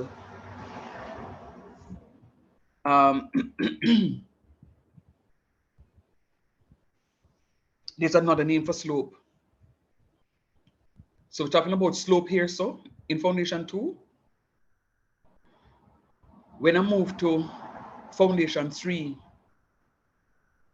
you'll hear me talk about something else, which is exactly the same thing as slope. When we skip and move to pre-calculus, for those of you in business and compute business rather, I may not touch it too much, but for those of you in computing and business, when I move to calculus and business calculus with you, you'll hear me use yet another term, which will be the same thing as slope, and the other term that I'm going to talk to you about in Foundation Concepts 3. So it's important that you follow what is happening. Please, don't go to sleep. Follow what is happening. I'm building with you for these mathematics courses. So the formula I'm going to be using for this is going to be y2 minus y1 over x2 minus x1, which is equal to m, and m is now the gradient. So another name for slope is gradient. Another name for slope is gradient. y2 minus y1 over x2 minus x1. And another name for slope is gradient. So for example,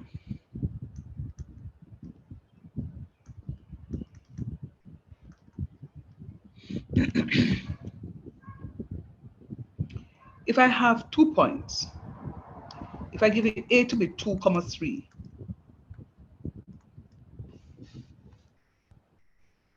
a to be 2, 3, and b to be 1, 5, and I ask you to calculate the gradient.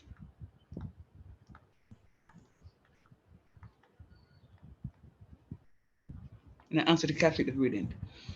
I am going to call one of them my x1, and if it is my x1, it has to be my y1. I can't have x1 in one bracket and y2 beside it. No.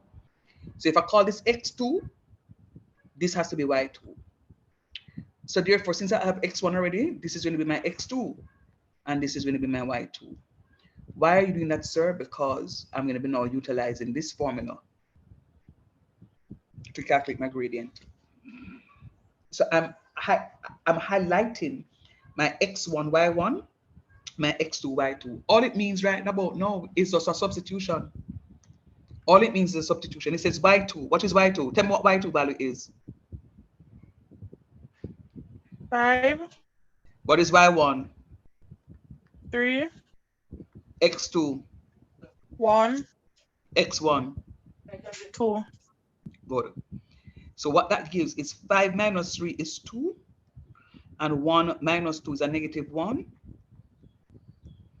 So m is going to be equal to negative 2, and that's the gradient. So that's my answer. The gradient is going to be negative 2. Sir, that easy? Yeah. The gradient is going to be negative 2. gradient is -2.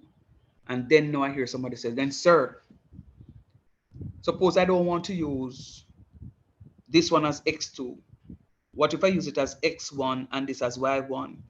And I use this as x2 and this as y2. Would we get the same I'm answer? going to ask that, sir. I know. When I teach this every year, the students ask the same question. So let me just take the opportunity to just go through. So if I change it around, let us check to see if we get the same answer. What is y2? 3. A 5, doctor? All right, let me 3. show you. Y2 is in the orange. Okay. 3, sir. 3, very good. And what is y1? 5. 5. Good. What is x2? 2. 2. What is x1? 1. 1. What is 3 minus 5? 2. So minus -2, sir. and 2 minus 1 is +1. 1. So therefore m is still equal to -2, don't? Yes, sir. Good. So it doesn't matter which one you call x1 and which one you call y1. Just be consistent. So note, it does not matter which is x1 or x2. Just be consistent with the coordinates. With the coordinates.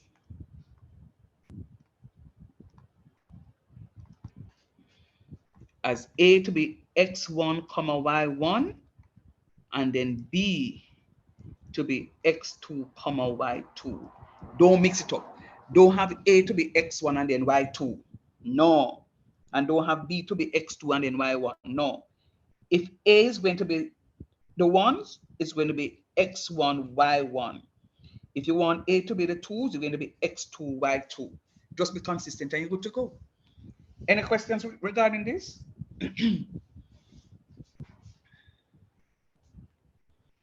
Want to talk to me now?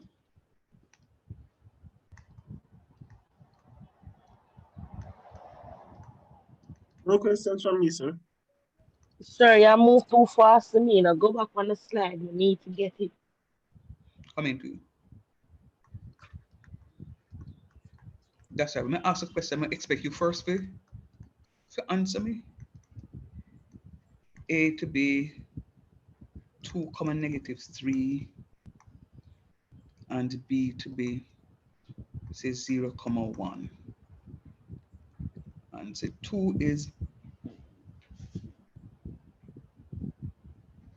R to be -1 comma 0 and S to be 2 comma 5. Say T to be 6 comma 7 and W to be 10 comma -8. What do you want me to highlight on this slide for you? No, sir. I just wanted to take out some of the things. Okay, no problem. So as I said before, this part is not difficult. So you have several things here to calculate. Gradient, slope, the length of the line, etc., etc. So I just want to, the equation of the line, I just want to go through this because sometimes they link this question to another. You won't find a 20-mark question on this. What they may do is to give you a 10-mark on this and give you another 10-mark on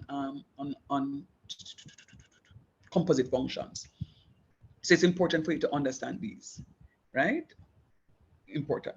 So remember, I can move, please. Remember the formula. Yes, sir. Remember the formula. Recall y2 minus y1 over x2 minus x1 is equal to m and N is the gradient. N is a gradient. I give you a couple of minutes to do these for me, please. I just want to get a practice on that, and then I'll move into another aspect of it.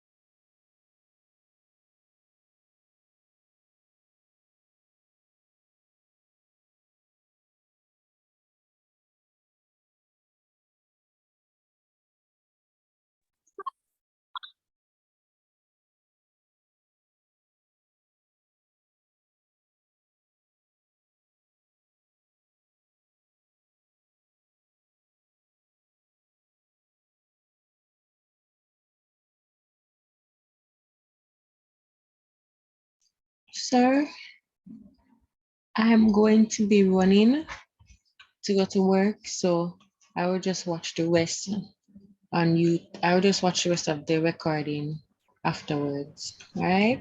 Thank you, my dearest. No problem. All right then. Okay.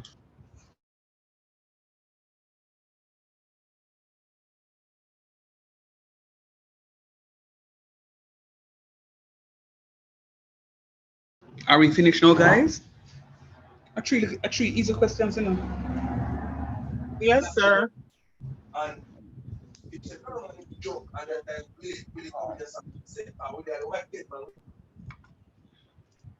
All right, so let's go. Let us do our quick calculation. This one says calculate the gradient of the following. A is equal to negative. Okay, so one of the things that I am going to do is to call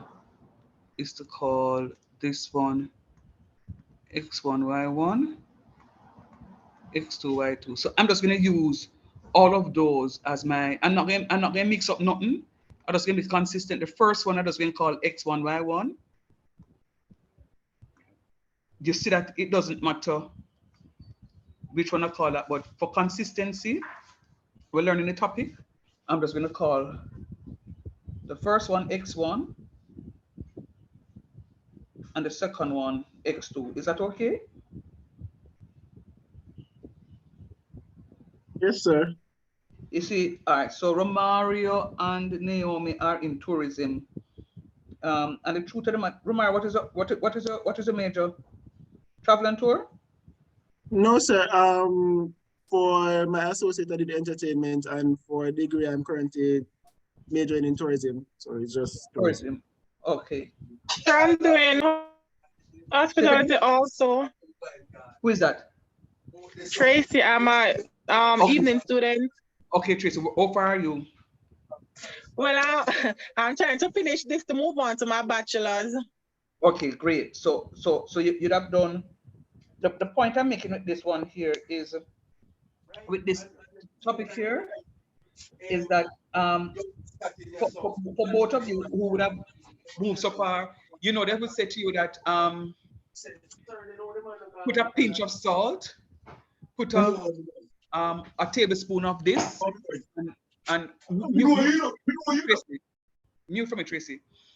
So they'll say put a pinch of salt, a tablespoon of this, a cup of that, 2 ounces of this, bake it at this, and trust me, Miss Anderson and Miss Gillies and Miss, you name it, will make sure that you follow the thing to the T.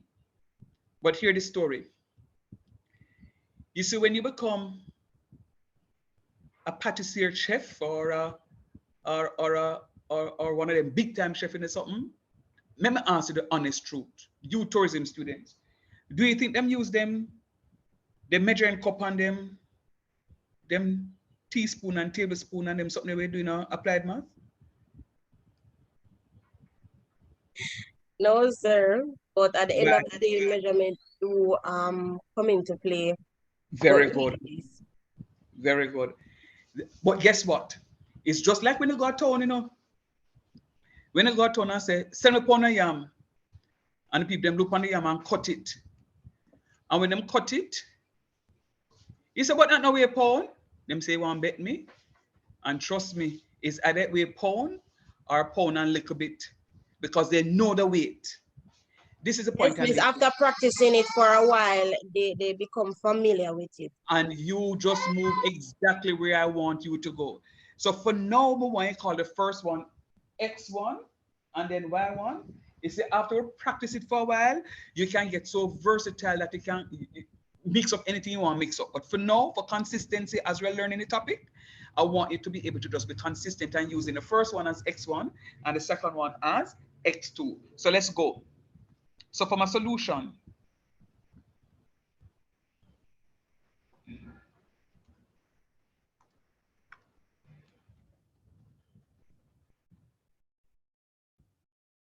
what I'm going to do is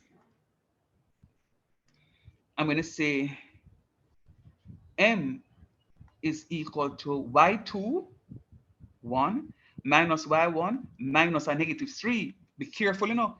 The formula always has a minus sign in between them. Always have a minus sign there.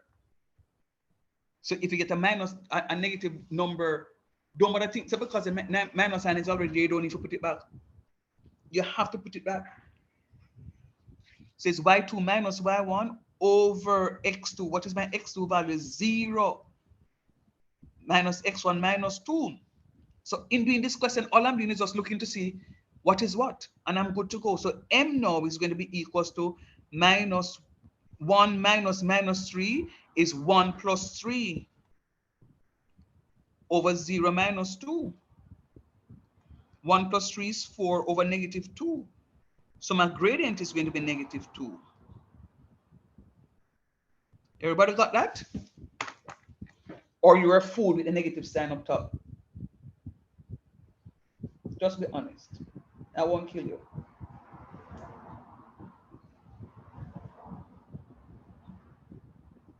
Talk to me now.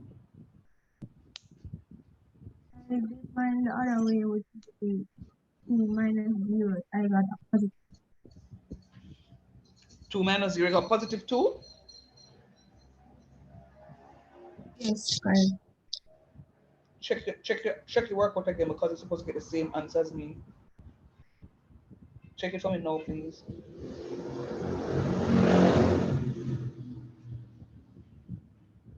Doesn't matter which way you use it, you get the same value.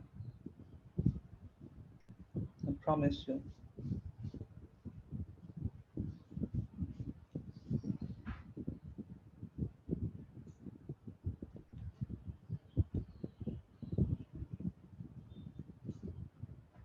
Oh, never mind, never mind. I swear I went wrong. I didn't finish working it out.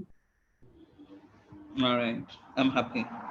All right, the next one, that's number 1. Solution 2 is going to be, again, m is going to be equals to y2. You see what I'm doing? I'm just saying the formula in my head. Y2 minus y1 over x2 minus x1. I'm just saying the formula. And as I say the formula, I am looking for the values to just make a simple substitution. So y2 minus y1, 5 minus 0 over x2. X2 is 2 minus and negative 1. So m is going to be equals to 5 minus 0 over 2 plus 1. M is going to be equals to 5 over 3, and that is going to be my answer. Fair enough? Yes, sir. Número 3. y2 minus y1, I'm saying it so that I don't forget it. y2 is negative 8 minus y1 minus 7 over x2, 10 minus y1 minus x1, y2 minus 1, x2 minus x1. x1 is 6, don't? Yes, sir. Good. So m is going to be negative 8 minus 7 is negative 15. And 10 minus 6 is 4. 4. Me leave it like so. That's my gradient.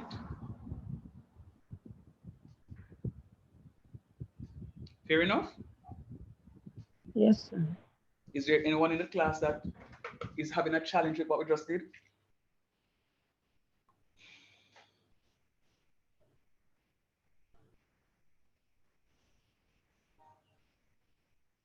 All right. So I just calculated the gradient of my line, of 3 different lines. Now,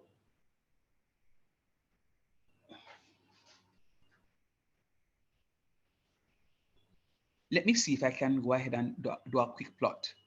2, negative 3, 0, 1. 2, negative 3, 0, 1.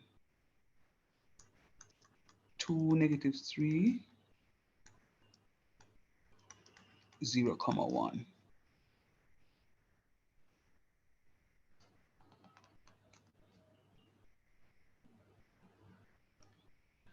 2, negative 3. 1, 2, 3, negative 1. Only supposed to be verse point plotting graphs, so you know. 2, 4, 6.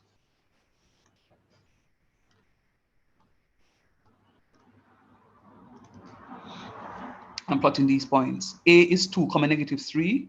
2, 1, negative 2, negative 4, negative 6. 2, comma negative 3. 2, comma negative 3 is right here. And this is my A. And B is 0, comma 1. 0, comma 1 is right here. That's my B. So my line is this way. All right. Now, you notice that we got a negative value here. You notice we got a negative value here. Everybody see that is a negative 2? Yes, sir. Yes, sir. All right, watch this. You see how the graph slopes downwards? Note, graph slopes D-O-W-N-W-A-R downwards. And it slopes downwards, it has a negative gradient. A negative gradient. All right? So if it slopes upwards, it has a what? Positive. A positive Right. one, sir. So can you see that this graph is sloping down? Can you see Yes, that? sir. Good. Yes, So sir. when I plot that graph, I know that that graph is sloping downwards. So I know that the gradient is supposed to be negative. So when I calculate the gradient, I can't get a positive gradient. It has to be negative. Why, sir? Because the graph slopes downwards. If the graph slope upwards, it has a positive gradient. Then, sir, how the graph then slope upwards? We will see it. I'll show you when the graph slope upwards. So I'm trying to build on something here, but I want to do the other graphs to show you what I'm talking about. Negative 1025. Negative 10. So we'll create we'll create different graph for each thingy. No, you don't have to do the graph, you know. I'm only doing the graph R and S to show you, to bring across a point. So I'm showing you, what I'm trying to show you is my why the graph slopes downwards, because it has a negative gradient. So I'm only showing you. So if them say to you, if they want you to sketch a graph, they will say to you, sketch the graph. But if them don't say sketch a graph, don't sketch nothing. Okay. All right. Now, yes, sir. So I want to show you something here now, because this one here seems as if it's a positive graph. Yeah, we got a positive 5 over 3. So I won't do this one, because since this one is negative, I don't need to bring across the point. It can slope downwards. But I just want to do this positive one to show you that it slope upwards. So again, I'm gonna draw my crosshairs. Don't follow me. Sir, when you finish that, I want to ask something. Sure. Make sure you write it down so you don't miss it. All right, so this is going to be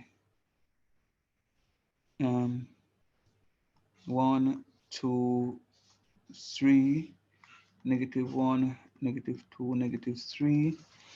Call this 2, 4, 6. Call that -2, -4, -6. My A is -1, 0 right here. So remember, we call it -1 first and the 0 after. You start at the X value and you go up to the Y value. You start with the X value and you go up to the Y value. And then this, all right, good. And then 2, 5 is 2. You identify the 2 first, and then we can go up to 5. Oh God. You see, so this graph slope upwards now? Yes, sir. I was going to say that. Right. So when the graph slope upwards, it is positive. Upwards, A-P-O-S-I-T, a positive gradient. Very important. So whenever the graph slopes downwards, you have a negative gradient.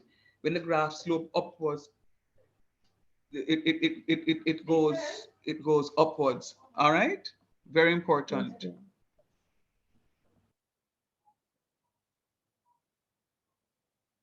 sir, so I can ask the questions I want to ask. Go right ahead for me, please, hon.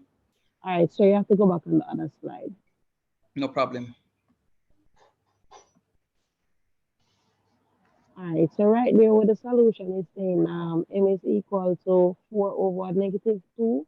What if we want to just leave the answer as 4 over negative 2? Would it All still right. be correct? I would give you some points, you see, but in mathematics, we are very simple people. We are very simple people. So whenever you do anything in mathematics, you always write your answer in its simplest form. Okay. Every single time. It no matter what you do, always simplify your answer to its lowest term. So if I see this on paper, I would mark it. I'll give you full marks if it's an essay type paper. But if it is a multiple choice, I'm sure you won't see 4 over negative 2. What you see as your answer is negative 2. Yes, sir. Sir, Go ahead, please. after this class, sir, I have to go somewhere. Okay, so you're telling me now, say you're gonna leave now? Yes, sir. I'm going to have wedding, so I have to leave now. All right, then. Are you gonna get married? You know me how to do this? Him just make a statement. Him just make a statement. Right? So maybe that's why I'm not come for the last couple of weeks. Him saying sick. Anyhow, all the best, pops. So if you look carefully, you'll see that one graph slopes downwards and the other graph slopes It's upwards. upward. Yes, ma'am. All right. Sir, Now, yes, please. by looking at these graphs, sir, can you indicate where the gradient would be? Okay. So the gradient is really just the slope of the graph. So the gradient is anything, the rise over the run. The rise over the run. The rise is going to be my highest y2 value minus my lowest y value. The run is going to be my highest x value, which is x2, over my lowest x value, x1. So this is how we get y2 minus y1 over x2 minus x1. The y2 minus y1 is my rise. In order to find the difference between this point here, so, and this point here, so, difference means what? Let's subtract. Take away. Right. So in order to find the difference right here, so between the rise, I have to subtract the lower value from the upper value. So it's going to be y2 minus y1, and that explains why m, the gradient, is y2 minus y1 over x2 minus x1. So this is really my rise over my run. So sometimes you see they talk about rise over run, and especially if you did physics, you really talk about what is a rise. So sometimes if you're in construction, they don't ask you what is y2 minus y1. No, class. The man gonna say, what's the rise? No, you better tell them the rise. So when you're building the stairs, you see the top of the staircase, before you go back on the landing, that is going to be the highest y value. And the ground floor, where you reach the base of the ground, are the lowest y value. So that is going to be the rise. So guess what? Funny story, I was in a conversation with an architect recently, and the architect was asking some students, what is the rise? They're building staircases. And they asked the student, what is a rise? And the students couldn't translate what a rise is. They couldn't translate what a rise is. But the rise is going to be how high the staircase is. The steps are rather. So that is going to be the rise of the step. So you can actually, you'll need to do this calculation in order to build your staircase in such a way that people don't topple over, because you expect them to step a certain height. You know, if them understep, them going trip. Let me ask you a question. You ever lift up on water pan yet and things that the pan heavy and then you lift it up? All the time. What happened to you, Romario? Sorry, it catch me off guard. It just catch you off guard. Your hand go all the way up in the air because the things that the pan heavy. So you muscle up, and when you lift up to something, poop. You say, boy, it's something light. And the other and the converse is true. You may think it's something light and you try to lift it up and say, oh, blow, whoa, it's heavy. You understand? So that's what it is, right? So it is a rise over the run. The rise is the y2 minus y1, and the run is your x2 minus x1. All right? Now, one of the other reasons I put this graph on the board is that I need to have a conversation with you. Let me see who me can trouble in class. I feel like I want, is it because the internet was troubling me earlier in class? I feel like I need to trouble somebody in class. And I'm going to trouble Romario. He's the last one that spoke. Romario, you still have a big back TV?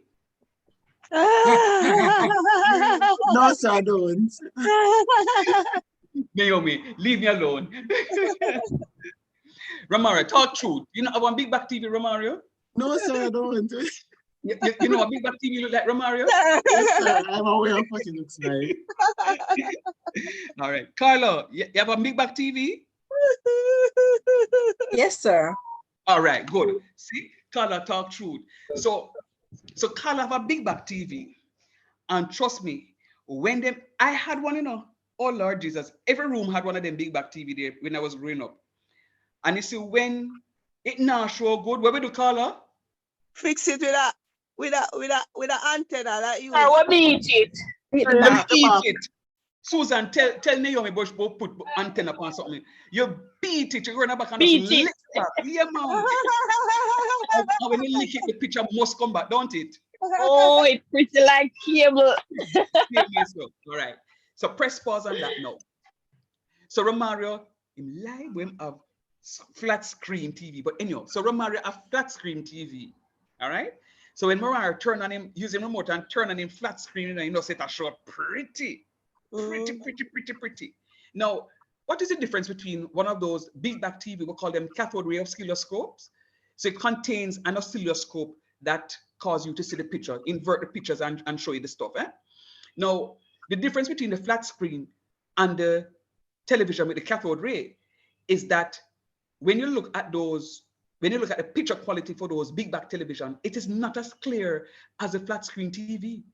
If I am talking and a ball of saliva comes out of my mouth and you're videotaping me and playing that on a flat screen TV, you can see the ball of saliva coming out of my mouth.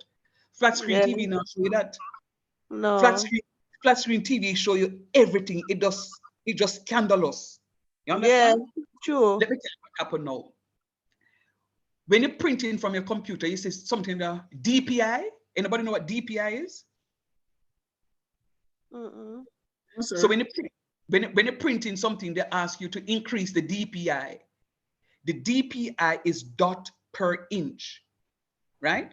So when you look at your flat screen TV, the dot per inch are so close, so close. Let me show you how close it is.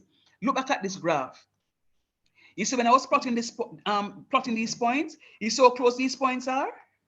The dot per inch on your flat screen TV, your 1080, 65-inch television, them dots come closer. You don't even have to use a line to draw it, because by the time I finish the point, you're seeing a line very close. Now, in the cathode ray oscilloscope television, you have one point here, so, and then all the way out here, so before you have the second point, and all the way out here, so before you have the next point. So that's why the picture quality is not nice. Picture quality is not nice. I use it, whenever I teach this topic, I tell this story. I remember when digital cameras just came out, I was gifted with a digital camera, 3.1 megapixel. And my 3.1 megapixel camera was the best camera among my friends because I had a 3.1 megapixel. So you have like a memory card inside the camera. The only difficulty at the point was it used the AAA battery. So I have to go through enough battery because after you don't take a night outing of pictures, then the 4 batteries, they're dead. So I had a bag of batteries that I just used to recirculate and regenerate. But guess what? You see, when me recognize now say my 3.1 megapixel camera now take 2T, My other friends them now get a 5.1 megapixel camera. I'm a set up. That's why I don't want my 3.1 anymore. So one day we'll go Ocherius man and we'll go buy something. And I saw a 10.1 megapixel camera. I say, when I think I'm gonna go outdo me, I'm gonna buy the 10.1. Bust the 10.1 and take picture and I pretty. And then shortly after that, them come out with some higher grade cameras. And I said, me not buying no more camera. Let me ask you a question. How many of you in the class now have a digital camera? We don't have one, sir. But everybody now have them cell phone with them good picture quality on them camera. Talk truth. Yes. Exactly. All right. So that's the point I'm making. So things and times have changed. So nobody knows. Yeah, man. Nobody know. I mean, the people them who are going to generate and develop digital cameras, them getting a cell phone or them link with the cell phone people. They must hear the plan. You have your cell phone something. Make me develop the camera aspect on your cell phone. So when you go sir, if somebody see you take out all a digital camera, no, they will laugh at yourself. Should they back here? Them slap you with it until if you put it up. If you take out the cell phone, yeah, man. If you take out your cell phone, no, say digital camera is still around. It's just that it's upgraded into more of like 360 I go ahead now, girl. Okay. Yeah, but it is still called digital because they have to move it from the camera to the computer. So it's just that it upgrade and it kind of have like camera, like you can start you start to put videos and certain footage on it. So it kind of they not a smaller bracket there what we used to it as. But yeah. But Susie Q. Yes, you know, sir. if you said to me if you have a digital camera, I could tell you yes. Come here, take up my cell phone and show you my digital camera. Exactly, a phone. Because the point I'm making is the digital cameras now are infused into your cellular phones, right? But let us I already say that to you because I want to connect the mathematics to the real world. Why I told you about the big back TV and the flat screen and the cameras is to connect mathematics, how it relates, what it is that we do in math, how it relates to the real world. Let us get back to the mathematics aspect of it now.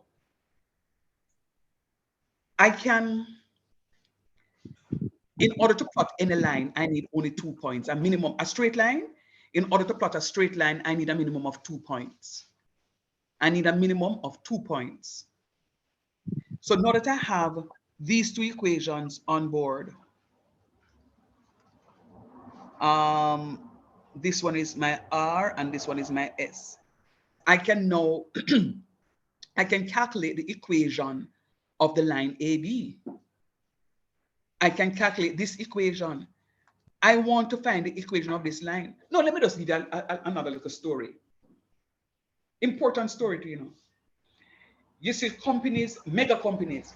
We talk about people like Toyota International and you know them places there. One of the best-selling cars for Toyota ever is their Toyota Camrys, right?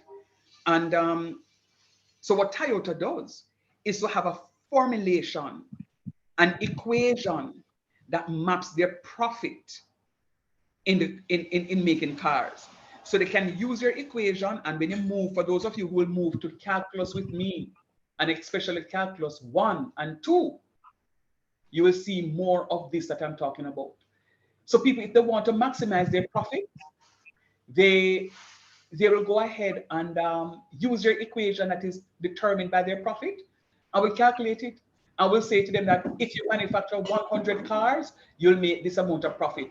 But if you manufacture 99 cars, you're going to be operating at half minimum or whatever the situation is, right? So these profits are generated by equations. So what can happen is persons, when they are selling, say they're selling cell phones, and they are plotting their sales, their cellular phone sales over a 1 year period, and they see the graph that comes up, they calculate the equation of that graph, and the equation of that graph determines their profit or their loss. So what I'm saying? So they can't just come and say, okay, if you want an equation to be 2x plus 5, you know, so it go. They have to go there first, do the sales, plot them graph. If they may want to do it on a weekly basis or on a daily basis, depending on how sales go, and then plot them graph, then get them graph, and then from that graph, now they calculate the equation of that graph. The equation of the graph could be a curve, because you could have a point where you have a decreased sale and then you have an increased sale. Similar to this one here. Let me show you. Similar to this graph that we plotted. So this could be this curve, this parabolic curve, could be this the sale of my graph, of my cellular phone. So I started off with X number of cellular phones, and then I go down until, you know, summer come now where everybody want to hype with them cell phones, so the cell phone sales increase. And when I calculate the equation of this curve, I get x squared minus 3x. Now, x squared minus 3x clearly is going to be the equation as determined by my profit or my loss. All right? What we are going to be doing, and that is real world mathematics, what we are going to be doing now is to calculate the equation of the line AB. We're calculating the equation of this line AB. And I may do this, I'll stop here for today, the equation of the line AB. So watch me now. Equation of a line. So I'm going to title this EQUATIO, equation of a line. So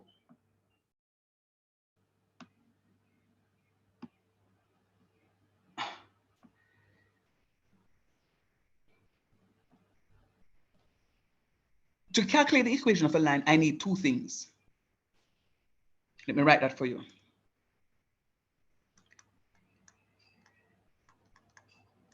To calculate the equation of a line, I need two things. One, I need a point. And remember, the point is an X and Y coordinate. And two, I'm going to need a gradient. And remember, the gradient is M.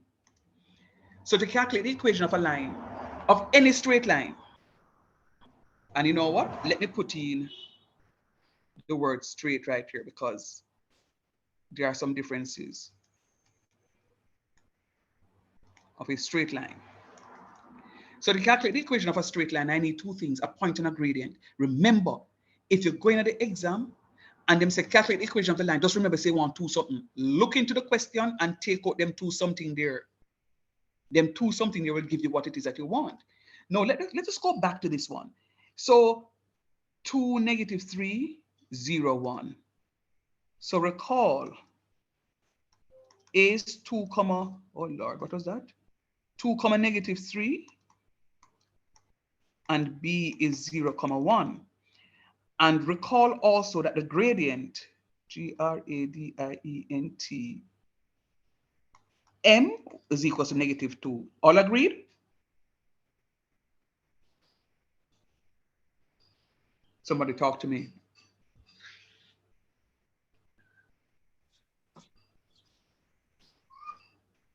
Yes, sir. Okay. Now, to calculate the equation of a line, look at what I'm going to be doing. I'm going to say y minus y1 over x minus x1 is equals to m. Y minus y1 over x minus x1 is equal to m. Remember, to calculate the equation of a line, I need only 1 point. I need only 1 point. So the 1 point that I need here is going to be my x1 and my y1. Then, sir, you couldn't use x2 and y2? Yeah. So you could have used x3 and y3? Yes. But remember, you have to be consistent. The coordinates, you cannot mix match the coordinates. So we just use it generally to say y minus y1 over x minus x1. Now, watch me. You have 2 points, A and B. You will only need to select one of those 2 points. You will only need to select one of those 2 points. If you want to use point A or you want to use point B, only one of those 2 points you need to select. So I'm going to do the question 2 times to show you that it worked out, and then leave you to do the other 2 examples that I gave earlier for you to do it. So watch me. Y minus y1, so I'm using point A. y minus y1, y minus 3 over x minus x1, x minus 2 is equals to -2.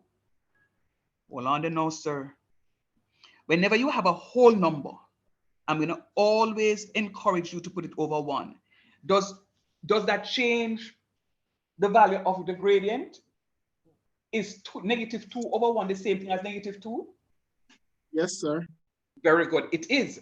So whenever you're given a whole number, always, please, always put it over 1. Why, sir? Because whenever you have two fractions separated by an equal sign, what do?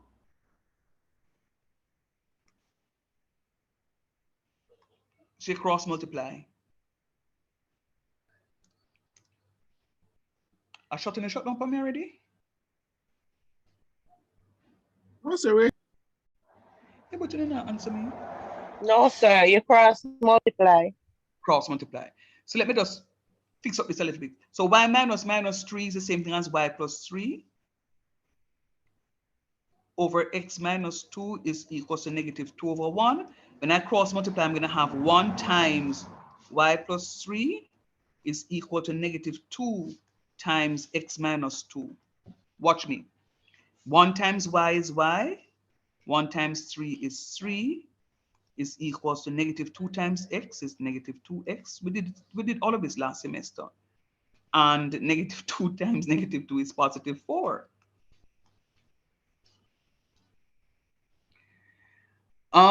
The equation of the line is normally in the form y equals mx plus c. All right. So what we're always going to try to do is to write my equation in the form y equals mx plus c. So we're transposing this equation for y, meaning that I want y to be on one side and everything else to be on the other side. So I'm going to have y equal -2x plus 4. I'm subtracting 3 from both sides, minus 3. So y is going to be equal to -2x plus 1. And this here is my equation of the straight line joining A to B. What that is saying is this line here has an equation -2 plus 1.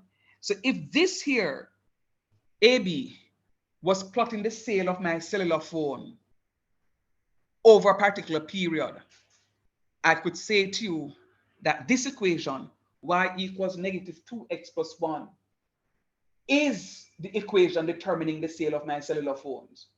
And small companies do this, you have a little ice cream shop or a popcorn shop or a hot dog shop or a donut shop, a patty shop. You plot the sales of the graph. So, you really want to see how business is doing, don't just count the money. Because when you get the money, all of the money that you collect, all of it is not yours. Because you have to go take out your expenses, etc., and then what is left now is going to be your profit. So you're not seeing what is happening more time. So sometimes you may go out and say, you know what, let me do chicken patties, but you recognize, say, the beef patties are being sold more than the chicken patties. So what you're going to do is manufacture more beef patty than chicken patties. Are you seeing the point I'm making? Yes, sir. Yeah, man. So that's why graphs are very important. And knowing how to plot these graphs, trust me, very, very important. Now, I have a student in the class here, you don't need to identify yourself, who works in distribution. And what that person could do is maybe if the company manufactures juices or seasoning or whatever it is, if you can say, here the plan, I can help you to track your sales, and you plot those graphs and show them what is really happening. I say, boy, say the tomato ketchup does better than the vinegar. All them have to go do is say, for real, so we never see this before because the graph is high. All the man them have to do in order to make more money is manufacture more vinegar, because clearly there's a market out there for vinegar. So you just manufacture more vinegar. All right. And what it also tells you now, and the marketers may come to me and say, okay, it means that since the tomato ketchup are not being sold, that means we need to go and do some outside broadcasts and promoting the the tomato ketchup so that people can know about it and the benefits of it. And then after that, now you can plot the sales to see if from your promotion, if there's an increase in the stuff. All right. So this is how we calculate the equation of the line. So that was A. And I'm going to point A. I'm going to use point B now. I'm still doing the same thing. Y minus Y1 is going to be Y minus 1 over X minus X1, X minus 0, and is equals to negative 2 over 1. Sir, why you put it over 1? Because whenever I have two fractions, I'm separating and separated by an equal sign, I will always cross multiply. So in cross multiplying, this 1 is going to be multiplied by my Y minus 1, and this negative 2 is going to be multiplied by my X minus 0. Watch me. 1 times Y is? What? Is Y. Yeah. Why? And 1 times negative 1 is negative 1. And that is equals to negative 2 times X is negative 2X. And negative 2 times negative 0 is 0. So look at what I'm going to say now. I'm going to say I'm transposing because the equation of a line is always in the form Y equals mx plus c. That's the general form of it. I'm going to have Y is equal to negative 2x plus 1. But sir. So where you get that one there? So I have 1 0. Because this is a positive one on this side, so I'm going to add 1 to both sides to cancel out that. Okay. But look at these two answers and tell me what they look like. What happened to them? Are the same? Are the same, sir. Good. So what I'm saying to you is it doesn't matter which are the points. So in at Excelsior, you may have all of our students or everybody in my class may say, you know what, the first point now use your class, sir always use the first point. And then in Miss Collins' class now, she always uses the second point, so the students use the second point. When we get the same mark, because it doesn't matter which are the points. The point A here, using point A, I get this. Using point B, I get that. Same difference. Fair enough? Yes, sir. All right. I am going to stop talking because I've been talking from morning. My throat is kind of dry now. What I'm going to ask you to do is to do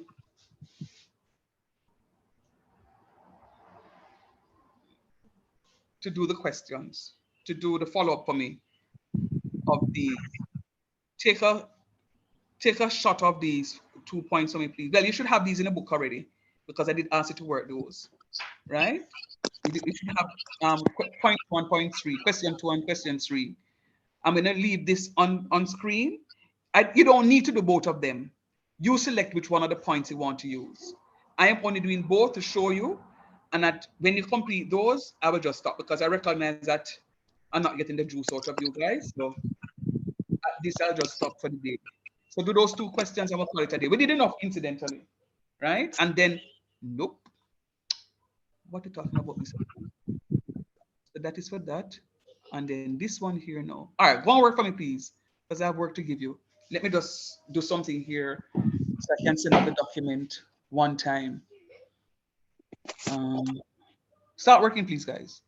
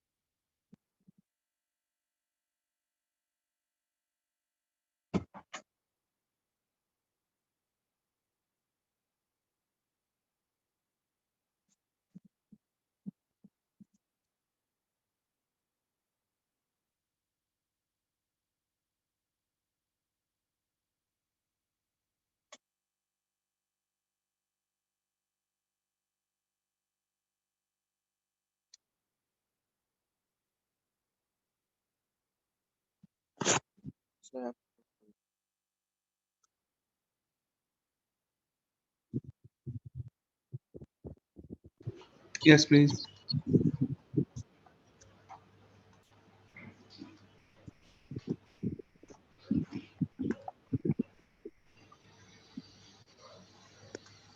Hmm.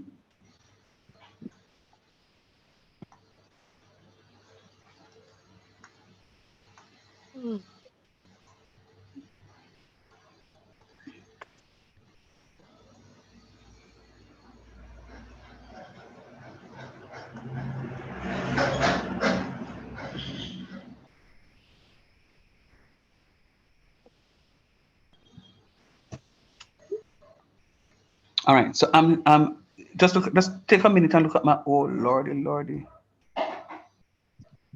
Um oh lordy. This is what this is FCM2 December 2015. FCM2 December 2015. FCM2 PECEMBER 2015. All right.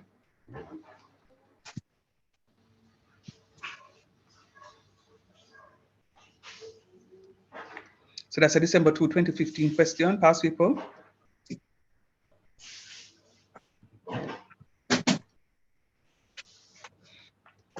That I want us to do. No, I don't do the midpoint yet. That I'm going to ask you to look up for your homework to try and calculate the midpoint and the length. So I don't do 1 and 2 with you yet. That is going to be your homework. Your homework. Matter of fact, you still have, you have a little bit of time left. You can go look up how to calculate the midpoint of a line, of a straight line. You can look how to calculate the length of a straight line, but I show you how to calculate the gradient and the equation already. Let me press pause.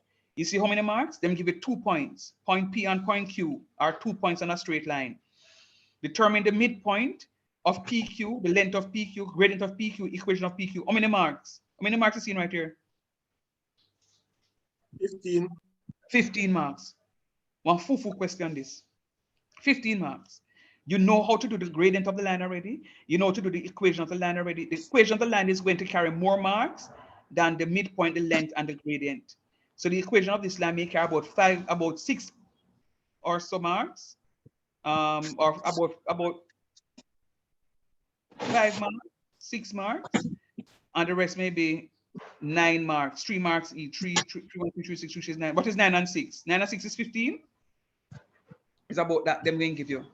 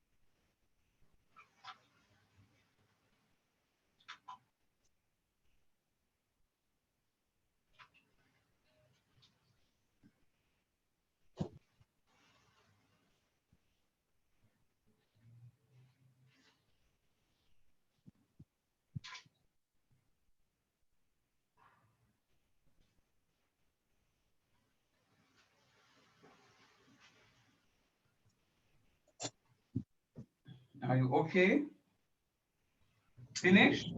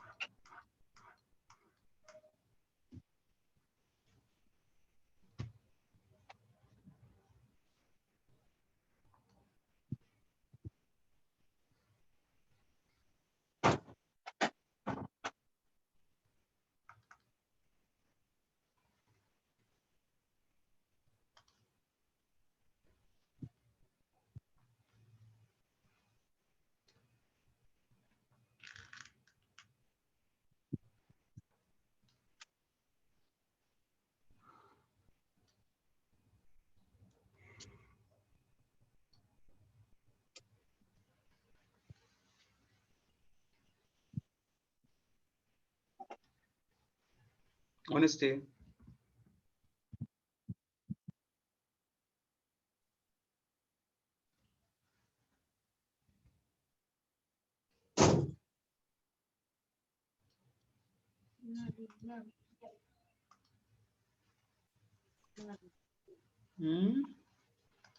Honesty.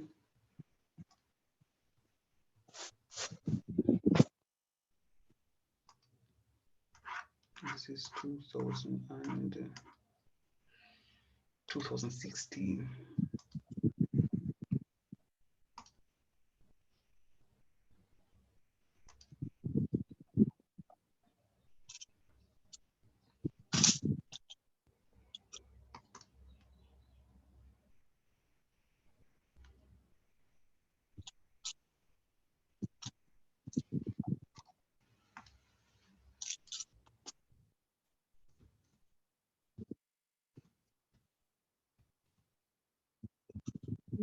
One day.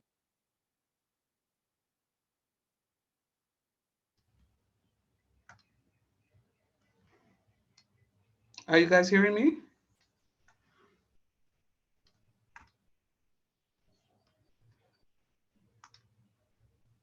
Hello?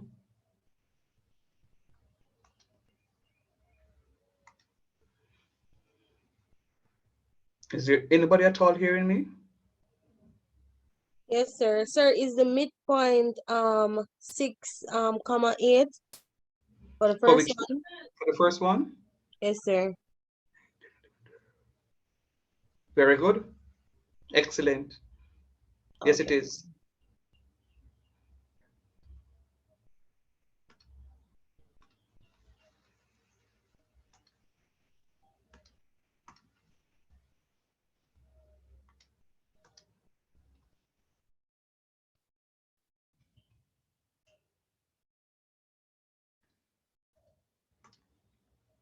So the midpoint is going to be given by x1 plus x2 over 2, comma, y1 plus y2 over 2. So you're going to add up the x values divided by 2, add up the y values divided by 2. So easy it is. Add up the x values divided by 2, add up the y values divided by 2. In 2 seconds, can anybody tell me what the length of the line formula is? Anybody try to look at that one?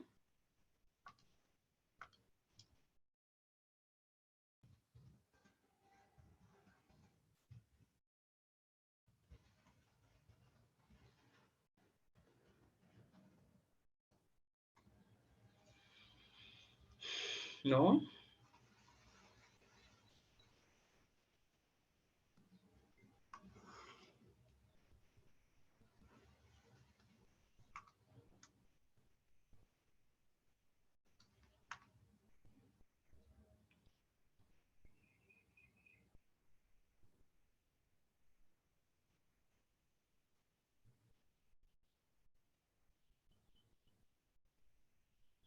Anybody seeing what the length of the line is, formula?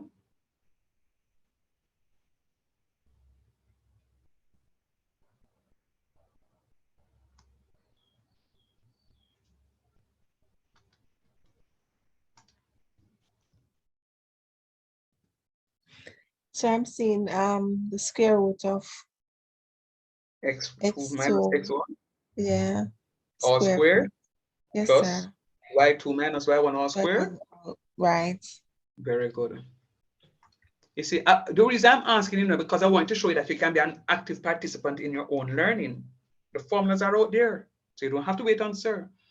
So the length of the line is going to be the square root of x2 minus x1 all squared plus y2 minus y1 all squared. That's what you're seeing? Yes, sir. Come on. And then you can calculate the length of your line. You can calculate the length of your line.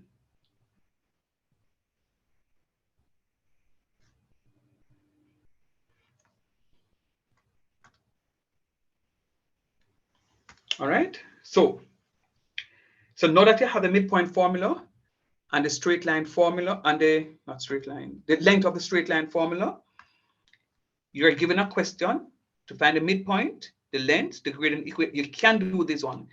This one about parallel lines and perpendicular lines, we'll do this next week.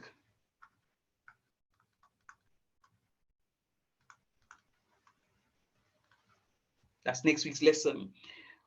I am going to challenge you to see if you can, anybody who goes and does this, I know, and anybody who goes and try doing these two questions, I know you are on your way in passing the course because you're doing your own preparations. Yeah, this is what I want to do for homework for me, and as well as this here for homework. See, look here. 3 and 4, 7 and 3, 10 and 5, 15. 15 marks. 15 worth of marks I just taught you. See it here again? 15 worth of marks.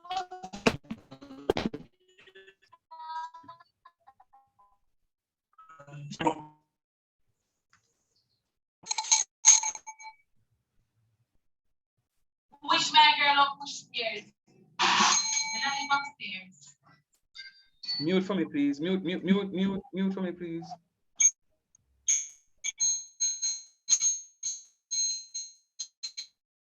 Sir, can you go back to the formula to find the length of a line, sir, please? I'm coming to you.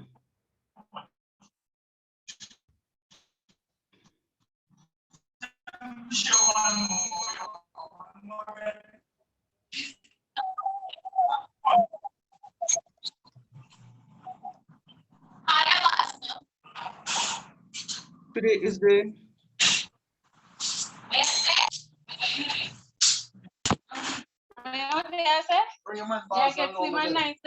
no man.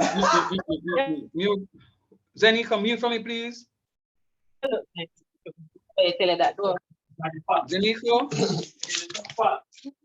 Zenico, mute for me, please. Sir, help me. Sorry, sir. Hold on. You asked a question, but I'm actually doing something here. I won't answer that question because it's the end of the class, and what I want to do is to make sure that you have everything that I would have done in today's how much? Today's the 3rd? Sorry, the 18th. Sorry, you know, say you need to go get your rest though. No, talk truth. All right. See, I sent you the notes. Everything that we've done in class today, you know have it in your WhatsApp.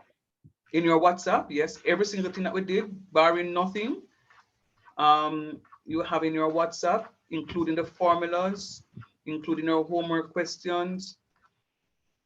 Please, students, I am feeling very encouraged. Go through and do what it's supposed to do for me, please. God's willing, come next week, we're supposed to can box up this. I need to make up some time. We spent enough time on the graphs, and I do have a problem doing that. The equation, them coordinate geometry is something of foolishness. Come next week, the first 2 hours, God willing, me have done it. And then start another area. I don't know which one I'm going to start yet. If I'm going to start the matrices or I'm going to do the composite functions. I may do composite functions to just get out functions fully. So when I finish with that, I'm supposed to Chris and curry with functions. Next week is going to be a little tricky. Next week going to be a little tricky because next week maybe, you know, market week. So I don't think I'm going to give you the mid-semester next week. But next week, come prepared to do a lot of work on your own. I've taught you this already. Just come prepared to do a lot of work on your own because I may be in commute, right? So I'm happy for what it is that I've gotten through. Finally, you must do on Edicosoft pieces. We're going to fall out on that. There are some students who are moving nicely, but some students don't start yet. But anyhow, big up on yourself. All the best, Sir, guys. Before you go, can you Sir, I wouldn't have a problem since I would have already started educate from the last FCM 1.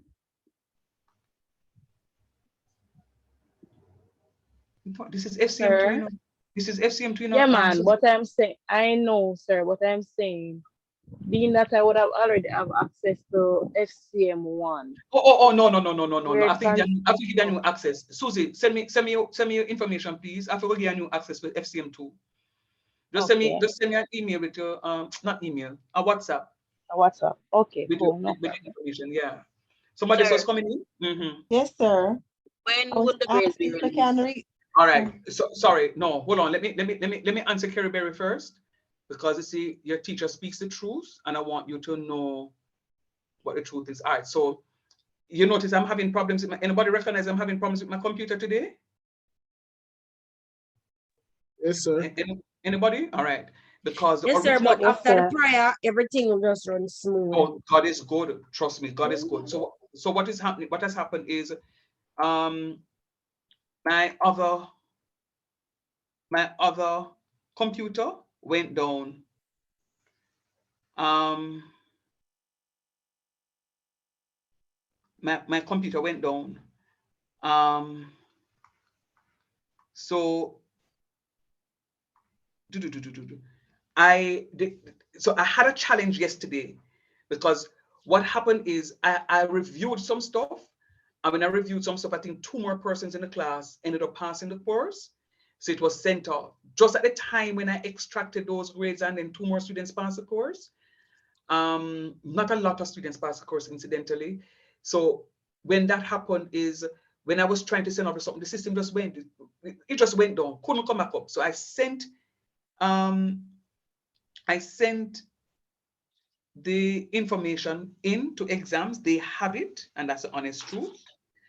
However, the lady B says she don't have, and I want to just send this here so that I can make on a system and I'll tell a lie.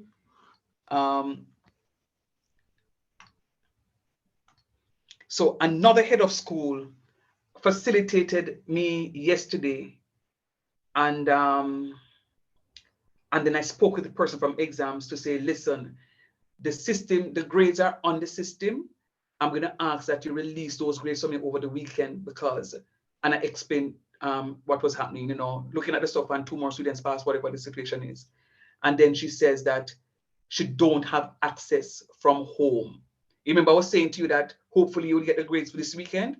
I don't know if you've seen a message in the group that I just forward. She said, hi, Mr. Shantz, I'm still up, because I was saying to her if she's still asleep or she's asleep. And she said, no, she's still up, but she don't have access to the stuff. And then she was confirming if she has a grade sheet. And my response to her is yes, the grade sheet was sent and it's on the system. So what I can say to you now, it's fully out of my hands, totally 100% now out of my hands. And I will follow through with her on Monday. I don't want to think, say, I'll go around, no. I am a straight shooter. If I'm at fault, I will come to you and say, students, I'm at fault. My system went down. That's just the honest truth. For those of you who, I don't think anybody here in one of my calculus classes, especially Wednesday night class. I had a class Wednesday night that went even worse than tonight, because it's from Wednesday the system shut down on me. Both devices are shut down. And then I barely squeezed some juice out of it last night, in order to ask another head of school to assist me. So exams has it. I apologize, but by Monday morning, I'm going to follow through with her. By Monday morning, first things, these grades will be released, because she don't have access to the system at home. I was hoping that she did, so she could release them for me. So I apologize. It's out of my hands. Exams has it. By Monday morning, first thing, I'm guaranteeing you that you'll see the grades. All right, Carrie Berry?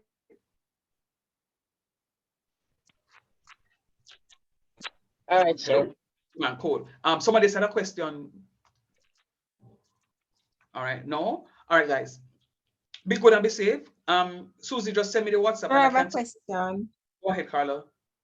Can you reopen the assessment for me so I can redo the one that's I didn't do so good? I have been doing that. So please check. Up to yesterday, I did that. Or last night, I should say, I did that. So that's why I can tell you how many students would have completed their assessment, because I went through and I saw some low grades, and I went and I gave you another attempt. All right? Big up on yourself. Later, I'm gone.